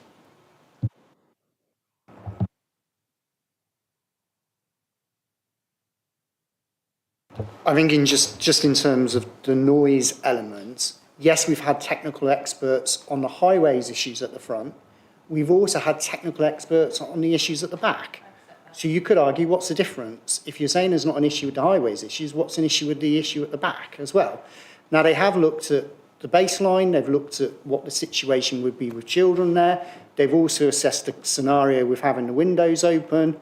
So actually, I think it would be wholly unreasonable to have a condition keeping the windows shut the whole time, for example, because practically enforcing that and the management of that would be incredibly difficult. And actually, we already know the noise assessment says that's not an issue in itself in any event. So actually, again, you're going against that evidence. So I think you just have to be very careful on again, the evidence technical evidence to go against what their assessment has said and what Anne Zhang has said in terms of the environmental health officer. If I can come back, I'm not talking about windows, I'm talking about the French doors. And they don't specifically mention French doors, they mention the windows. They don't mention the doors in the noise report. If I've missed that or misread it, then I apologise. But I didn't spot it. It is possible that I've missed it. And as I said, the other condition to my mind is that it should be no outside play before 9 a.m. or after 6 p.m. on the grounds to protect residential amenity. If we are not minded to refuse this application, which is not something that I'm going to propose on this, and I would look at the local members to do so if they felt minded to. I think just on that point, and as we've already outlined to you, there is adequate mitigation in the noise report. The noise report is available online. It's a very lengthy document, and they have put adequate acoustic fencing, mitigation. There's obviously an enclosure for the toddlers as well, for the garden space as well. So we feel, on balance, and given the level of mitigation being put forward by the applicant, it's adequate to safeguard against residential amenity, and there should be no further conditions imposed as part of this application. And it's also supported by our EHO officer as well. Councillor Thompson. Thank you, Chair. It feels to me that the whole crux of this application is that some conclusions have been drawn against some assumptions which are wildly out of whack with what most people in this room think are realistic. So we think about the noise, when we think about the parking based on the amount of people that are going to be using the site, using active travel and sustainable travel. I think we all know that that's highly, highly unlikely. So we're being asked to make a decision and defend our decision based on conclusions to assumptions where the assumptions don't make sense. So I think one of the speakers talked about another option, which is to defer, to try and go back and get some better evidence, because when we talk about evidence, it isn't evidence, is it? It's somebody has made an assessment which doesn't make sense to everybody in this room. How can we make a decision and call that evidence? I think that's the crux of this application. I don't think the evidence is credible, and therefore the decisions that have been made by the experts are based on evidence that is not credible. That's my opinion. I don't know if that's shared with the rest of the committee, but I think that's the crux of where we are. Yeah. Councillor Thompson, I understand your concerns on this, but we need to be very, very careful in terms of the comments being made here tonight. The information which has been submitted is based on technical data, which has been assessed by technical experts in their field. And they are basically assessed against national standards in noise, in transport, and other matters. So I understand the concerns. There may be some assumptions being made within this chamber tonight, but we've got credible data and information.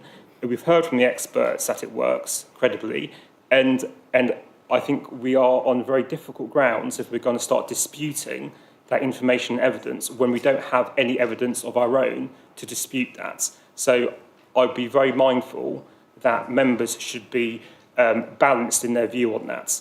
So I cannot stress enough on this point. You know, we had this last time in our last committee where I raised these concerns as well.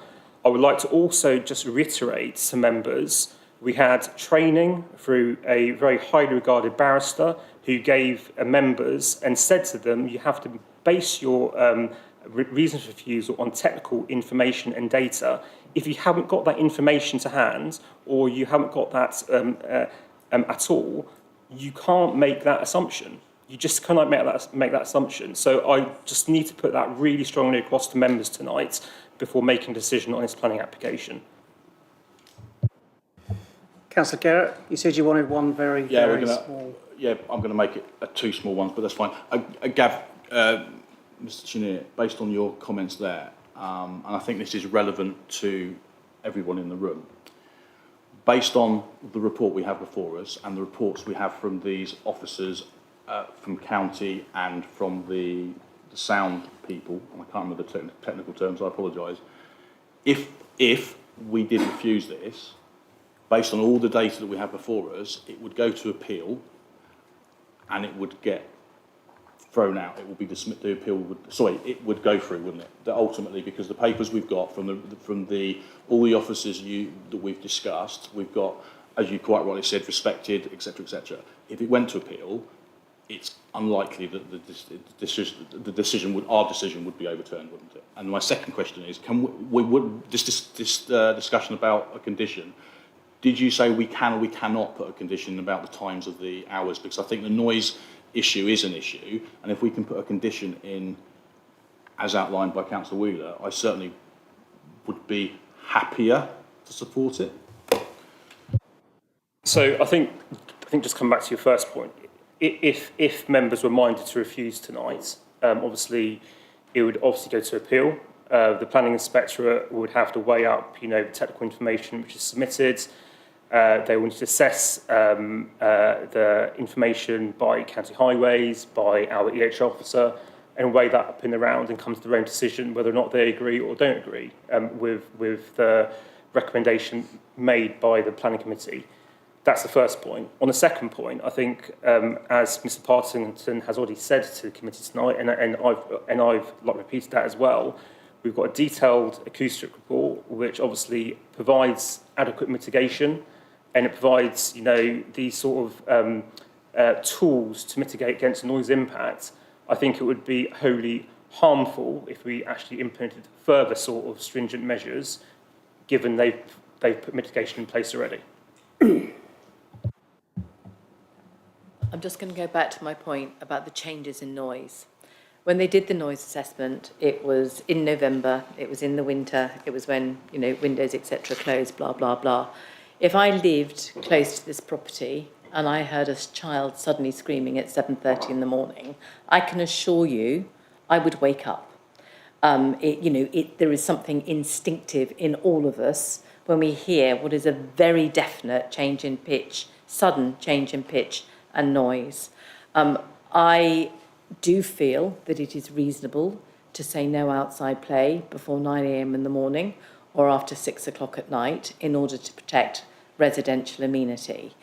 If the applicant wishes to disagree with that and challenge that, then presumably there is a process through which they can do that if they feel that will help them to harmonise with the neighbours within the application. So I do strongly feel that we should, as some form of mitigation, add that as a condition. I appreciate keeping the doors closed is a little bit more difficult. Certainly that is something that I would look for, but I don't really understand why we can't add it. I have to say that is the only way in all consciousness I can support this application. I think that's much easier to accept such a condition than a condition where you're saying you keep the doors shut the whole time. It's much easier to monitor from an enforcement perspective, and in terms of the tests when employing conditions, that would much better meet the tests than a condition regarding opening and closing of windows and doors.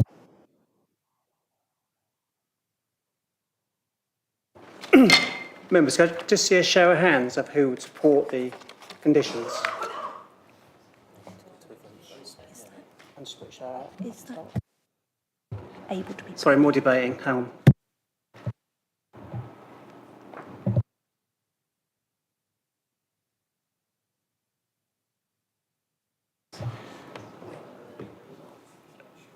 Councillor Wheeler,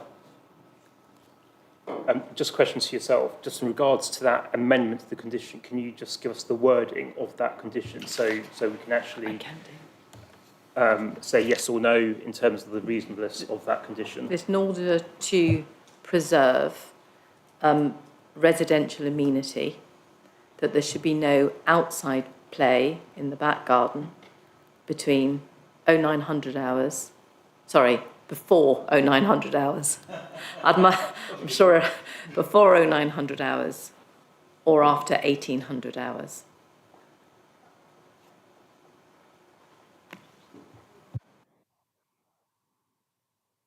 Councillor Quinn, Councillor Betton. Just to say, I'd be happy to second that condition if it needs a seconder, and to add, I don't think that addresses all the concerns of residents. So although, you know, I might be minded to second and support that, I reserve the right to, on the whole item, if amended, if the condition is accepted, still vote to refuse this application. Thank you. Councillor Betton. Thank you. Could I ask the officers a planning regulation question? Is an application being inappropriate for the surrounding residential area a legitimate planning reason for refusal? Yes or no?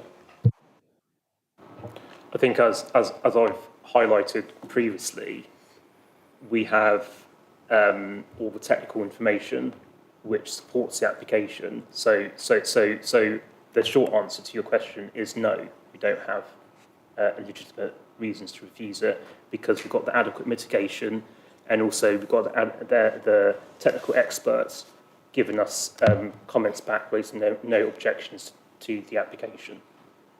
Sorry, I appreciate that, Gavin.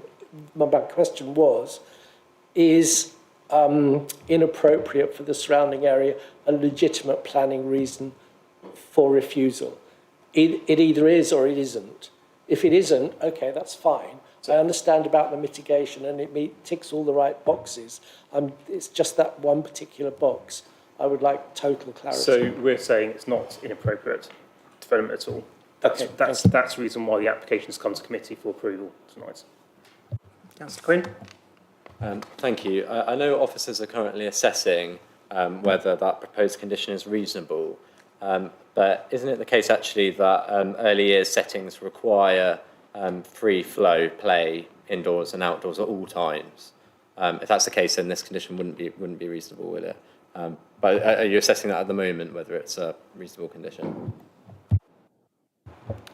I can't speak for other legislation, but in terms of the planning process, you can still apply appropriate conditions if you see fit, and then that legislation is separate to the planning process, so one doesn't trump the other.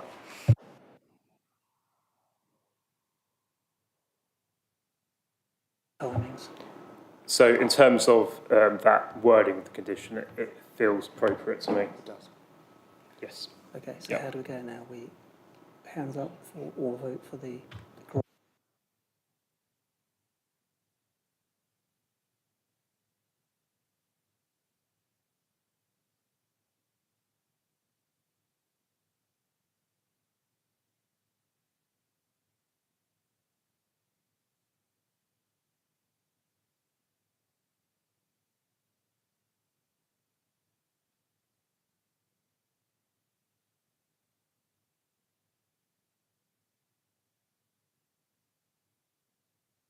audio. So just to recap, in terms of the actual condition to be voted on in terms of being acceptable, is to preserve the residential amenity before 0900 hours and after, and no use after 1800 hours. 1800 hours, yes, correct. Members, could I have a show of hands? Who would support that? Proposer and seconder for that. Oh, proposer and seconder, probably. I've got a seconder. So who's the proposer?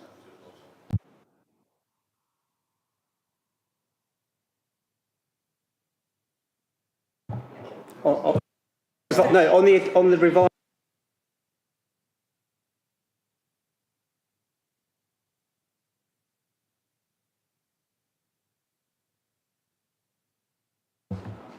So who's the seconder and who's the proposer? So could I have a seconder, a proposer for the... So Wheeler proposed, Quinn Wheeler seconded. proposed, Jonathan Quinn. Can I have a show of hands who would support that condition? So that's 8. So that is fine. And Yeah. then we need to do the main vote after that. The officer's recommendation is to grant subject to conditions. Sorry, Chair, point of order. We didn't get a chance to vote against the condition?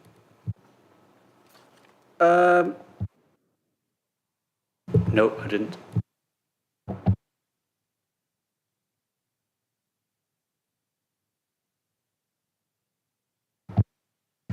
Thank you. Councillor Cook? Thank you very much. Thanks for giving me the opportunity to come back. I just wanted to make the point with regard to accidents on the road, and I know we're going back to highways again. I'll make it really quickly. There is concern from the residents behind me that the number of accidents mentioned doesn't reflect the number of accidents on the road, and I think there is a disparity between reportable and unreportable accidents. So I'll just make that point. Secondly, just with regard to the condition that you've just taken a vote on, it's my understanding and experience that earlier settings have to allow children to play outdoors at all times. So I don't understand how that business would be able to comply with legislation that's laid out for businesses like that. And it brings into question how viable this would be for this business on this premises with that condition. Thank you. Thank you, Councillor Feaden-Cook.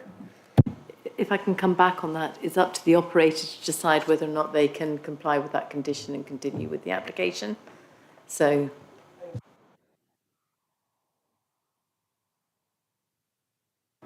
I think as Mr Partington has already stated, it comes under different legislation. Ofsted would have to basically look at that going forwards and then look to see if they wanted to adhere to that condition and actually implement it going forwards. So we make our decision based on planning only? That's correct, yeah. Sorry. The officer's recommendation is to grant subject to conditions. Can I have a proposer and a seconder? Cliff Betton, proposer. Seconder. Councillor Wilson, seconder. Can I have a show of hands for those of the members who offer this, who agree with them with the officers to grant this application?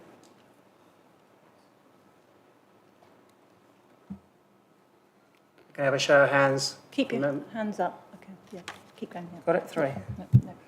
And can I have a show of hands of those who do not want to grant this application? We'll have to read the names out. Okay. Councillor Thompson. So all those for the officer's recommendation to grant subject to conditions, including the condition that's earlier been agreed. So keep your hands up if you're for. So that's Councillor Mary Glowett, Councillor Cliff Betton, Councillor Richard Wilson. All those against? Councillor Tom Perrott, Councillor Jonathan Quinn, Councillor Kevin Thompson, and all those abstaining.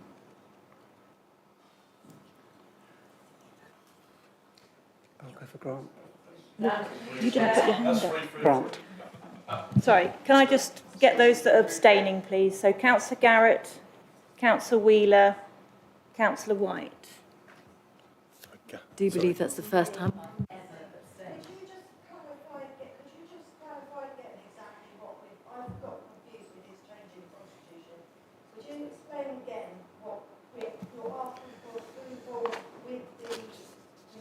Correct. Shall I come in here? Yeah.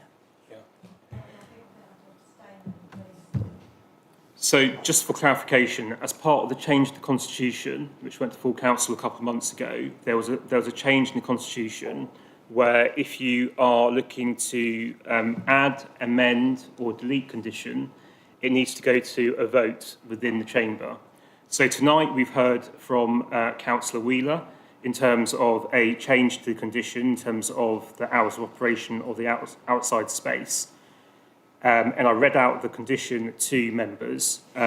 We went to a vote, and I believe it was carried in terms of the vote. Correct. And then with that amended condition, we went to a vote in terms of approving the application or refusing the application or abstaining against the application. So that's where we are at the moment. So that's how the application's been, how it's gone through that process.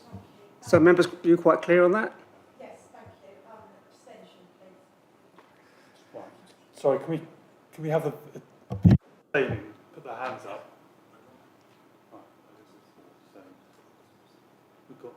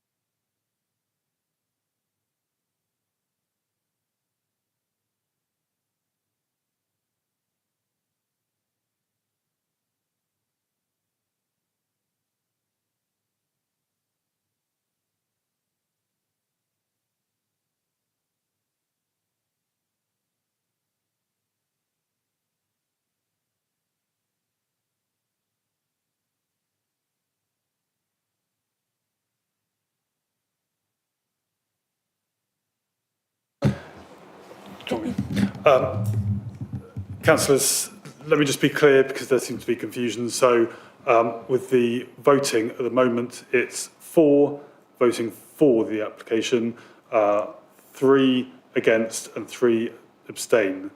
So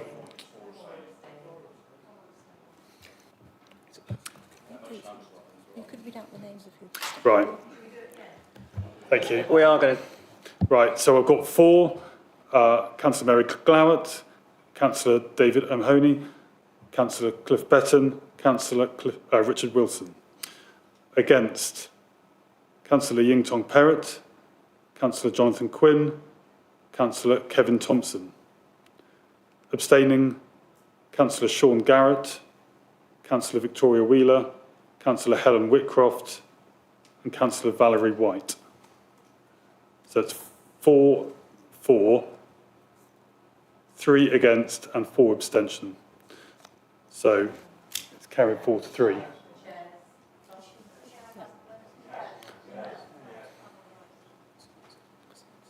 So it's carried. Yes. So that vote's been carried.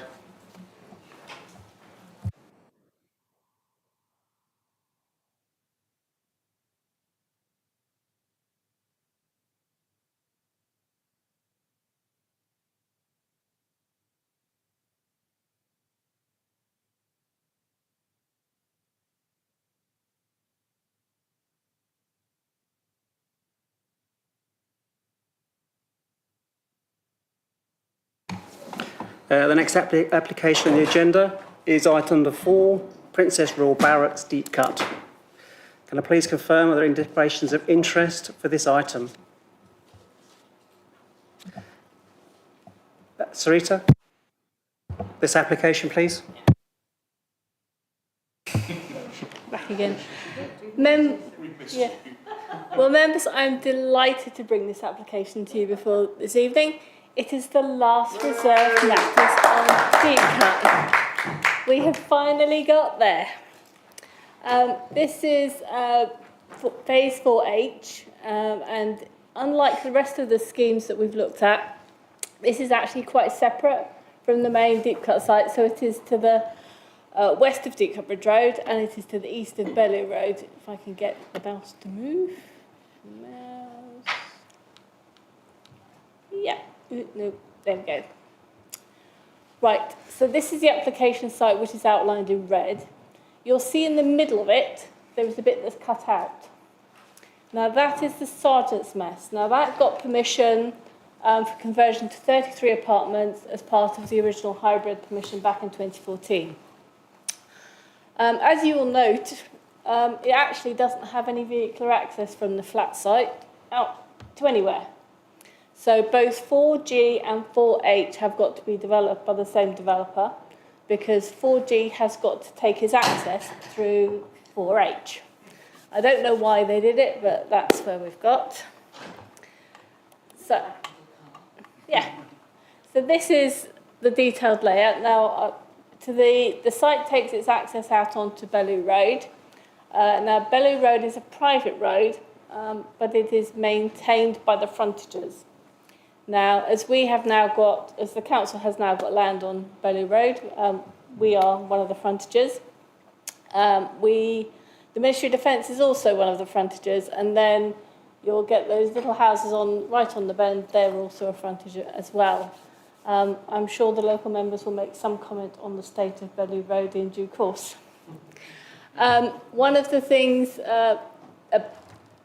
because of the interdependency of these two schemes, the access is a one-way arterial route through the site. So you come in and you go to the back of the Sergeant's Mess, and then you come round in a big loop. So it is sort of like a circular route through. We have a combination, it's 37 dwellings, a combination of 2, 3, 4 and 5 dwellings. Obviously the higher density to the north, which complies with the density plan, lower density to the south. You will see that there are links north and south, and if I can get the mouse to move, which it really is not very keen on doing. You can see that there is a link on the north going into what is the link up to Blackdown Road. To the east of there, just off the map, you have got the link through to the Blackdown playing field.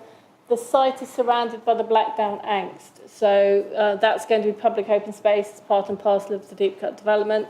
And you can see to the south that the cycle come footpath link that takes you down to Deep Cut Bridge Road. So it's connected into the main development. We have a selection of houses. Yes. So we have 2-bedroom houses. We have these are two with a different colour finish. This is a 2- and 3-bedroom with a pair of semis. These are again 2- and 3-bedroom houses. And then so you see we have a common design theme. These are the 4. And then we have the marker buildings, which are the 5-bedroom houses, all with different colours. We have street scenes, so this is at the entrance, so this is where you're coming in from Bellew Road, and then you're going in a clockwise route round the site. So you go round the back of the Sergeant's Mess, and then you come round back to the entrance. They're a bit small, so sorry about that. This is the aerial photo. It's taken a long time ago, because it doesn't have that many trees on it anymore. But you can see just about where the access point through the trees is. It's just about through there. And then this is the access. So this is coming in from Bellew Road. So this is the access to serve both 4G and 4H. You can see the Sergeant's Mess in the distance. So you come slightly into the site. On the left-hand side, you will have houses either. You have one house to the left, and you'll have plots, I think, 2 and 3 to your right. And you're looking directly at the Sergeant's Mess. The picture on the right is to the left of the Sergeant's Mess, and you're going round towards the back where you have the existing houses at Ridgemount and 3 Bellew Road. And again, we're just going in a circle around the site, really. Just looking at various, and come round. We're now looking at it, looking west. And then we're looking east and south. And this is views of Bellew Road, north and south. As part of the original Section 106 agreement, there is a requirement to close Bellew Road to vehicular traffic. Now that is going to take place south of the access to the Sergeant's Mess, so all traffic as approved on the hybrid was going to use Blackdown Road. They weren't going to ever go south down Bellew Road. There will be 2 closure points. There'll be one that will be almost in line with the boundary of the Blackdown Anchor to the south, and then there'll be a closure just, I think, beyond where that sign on the right is. It will be open for pedestrians and for cyclists, but not for vehicles, but it will also allow emergency access. So there will be, as it currently envisaged by the County Highway Authority, there will be drop-down bollards if needed for ambulances and fire brigades and bits and pieces like that. And this is just the relationship with Ridgemounts, so you can just see that we still have a green buffer for those properties to the north. There is an update from the first meeting, and that has now been updated on the current sheet. The applicant has now provided plans that are fully compliant with the National Space Standard, and the recommendation is to grant subject to the conditions. Thank you. Thank you, Sarita. Members, do you have any questions for Sarita or the other officers? Councillor Wheeler. Thank you. Firstly, thank you, Sarita. I wouldn't call this a labour of love, but you have been, it's been absolutely amazing to have you with us and managing this application so superbly. My concern is around that link road that goes around it. And I know that in other planning applications, there have been concerns raised around a racetrack. And I can't see much, other than that one dip at the bottom south side, much in the way of mitigation to stop that occurring on this site. So if you look at, it's a perfect loop.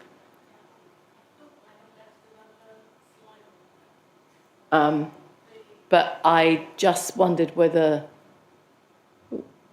go back a bit.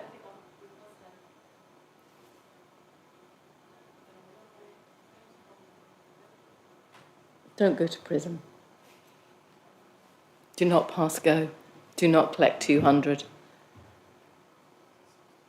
That one. So there's just that one little sort of, I can't think of another word other than the little nipple at the bottom. But there's no other chicane or anything in there that I can see. So I just wanted some assurance around that, because I can see that becoming a challenge.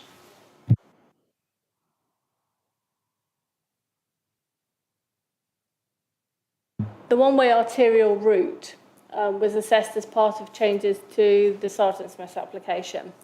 One of the things that it did is it reduced the width of the road. So basically it's not and I think the combination of the reducing the width of the road, obviously we do have sort of bends on there that hopefully should slow traffic down. We also have got, obviously we've got private drives coming out, so hopefully that should be sufficient. I mean, the Highway Authority was satisfied that that was acceptable in highway safety terms. So, yeah. Yeah. Never going to come again, is he? I just, if we can make a note, please, of that concern having been raised. Councillor Garrett. Thank you. We're pleased to know two short, uncontentious questions. First question was, the very last slide you showed us, is that an unadopted path or road or something? Because it looked really quite poor. Is it something we're expecting people to walk on? There, yeah. So is it a public footpath? No. This is the private access to serve 6, 7, 8 and 9 Ridgemount. Okay, and it's walking, not driving. And it's both vehicular and it is pedestrian. Wow. And it is. I was to say that's a really thin car. And it is for residents. But look, yes, but they all the residents have their parking pools at the top. So yes. So is that an unadopted road? All of this area is private road or unadopted. My second question was, I was unable to do the site visit. Was there a particular reason why the site visit was called, and was there anything that came up from it? And I wasn't there, so I don't think there was anything arising from the site visit. Councillor Whitcroft will tell me if I've got that wrong. There was nothing further. There was nothing further that came out from the site visit, was there? No. No. Okay. No. Fair enough. Thank you. Councillor Quinn. Yeah, not really a difficult question to answer, I don't think. But I just noticed, looking at the site on Google Maps, that there's a warning unexploded ordnance sign. So I'm sure it's in common with a lot of these sites. Is that any problem to consider here, or Absolutely, is fine? and it has been. All of Deep Cut is subject to a contaminated land condition, and most of the reports, particularly on the maintenance site, have found UXB. They have, and they have got mitigation and remediation to deal with it. So not. Councillor Burton. Thanks. When I had my office in Blackdown Road, I used to drive up Bellew Road every single day. Is anything being done to it? Where is it going to be stopping? If you see what I mean. In terms of Bellew Road, there have been various discussions with the Ministry of Defence because they still own chunks of half of the road, all up and down Bellew Road.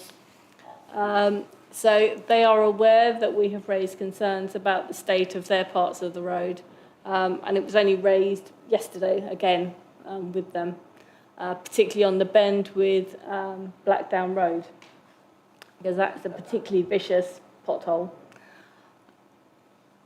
The responsibility is to the frontages. So whilst the closure of Bellew Road we have got control over through the 106, that doesn't override the frontage's responsibilities. So the applicant has already indicated that although they don't have to, they will be doing some surfacing works to Bellew Road, because obviously that's the entrance to their site.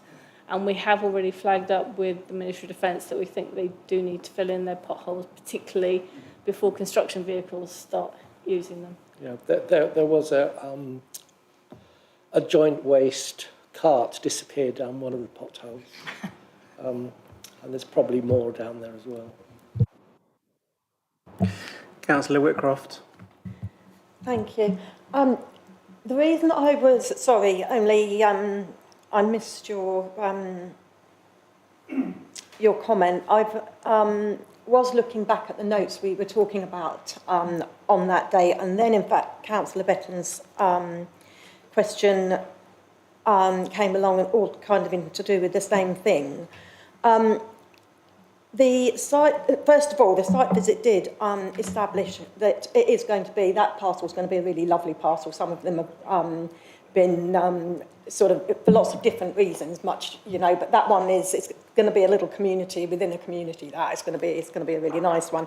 The only downside is that it obviously needs, because Bellew Road is going to be closed, it's going to be dependent on access to him from Blackdown, which of course is private. There is, as you were saying, the issue with the maintenance with the MOD, but also with the current residents of Blackdown Road. We have had discussions about the situation as with the ward councillors as well, and it seems that the mistake, if you like, was made back at the beginning, and the current councillors of the day should have been perhaps a little bit more on their feet to protect the residents of Blackdown Road, but obviously that didn't happen, and we are where we are. Would it be possible, obviously you were saying that the developer are going to do bits and pieces in order, would it be possible to politely suggest that they might like to have a bit of a tidy up at the end as well, please? I think because their development has a wide range of dwellings, so I am confident that they will want to make sure that the access to those dwellings is as best as they can make it. But I am also conscious that they don't own Blackdown Road and they don't own the bits further north. They, in terms of the bit at Bellew Road around the corner, when they own their site, the other half of that road is still owned by the Ministry of Defence, most of it, and then a little bit is ours. So they are keen, but they are constrained to a certain extent because they don't own, you know, the various bits that we would ideally like them to fix. But a lot of that is within the gift of the Ministry of Defence. Okay, then let's leave it by just saying that I'm sure that anything they find themselves able to give would be gratefully received by the residents. Members, we've discussed and debated this application. The officer's recommendation is grant subject to conditions. Can I have a proposer? Helen Whitworth. And can I have a seconder? Victoria Wheeler. And could I have a show of hands for 4? Unanimous.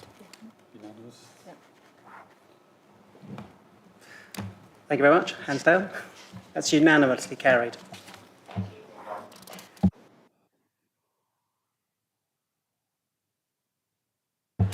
So I just need to read this final bit out, which is the application has been granted subject to conditions. Still getting used to this.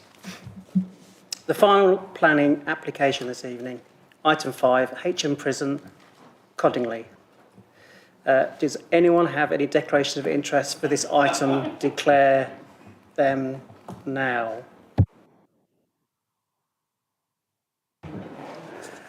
Ian, would you like to present this application? Thank you, Chair.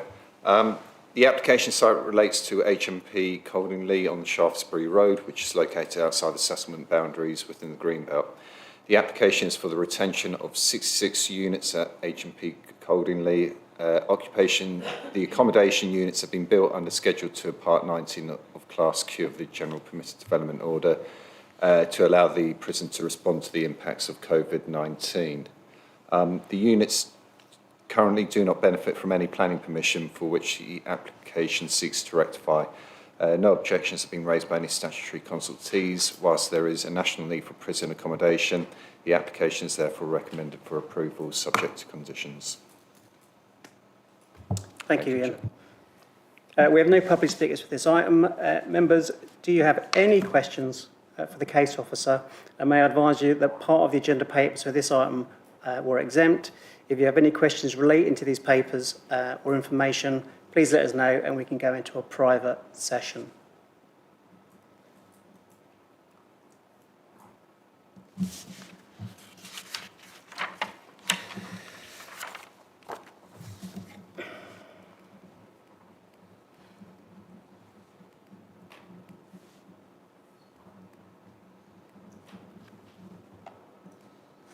Okay.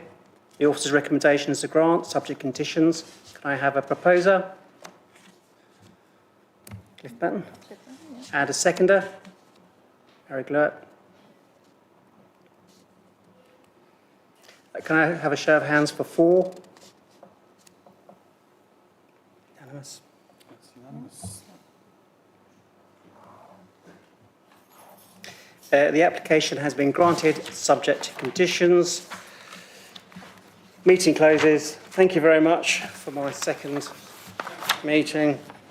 They're going swimmingly so far.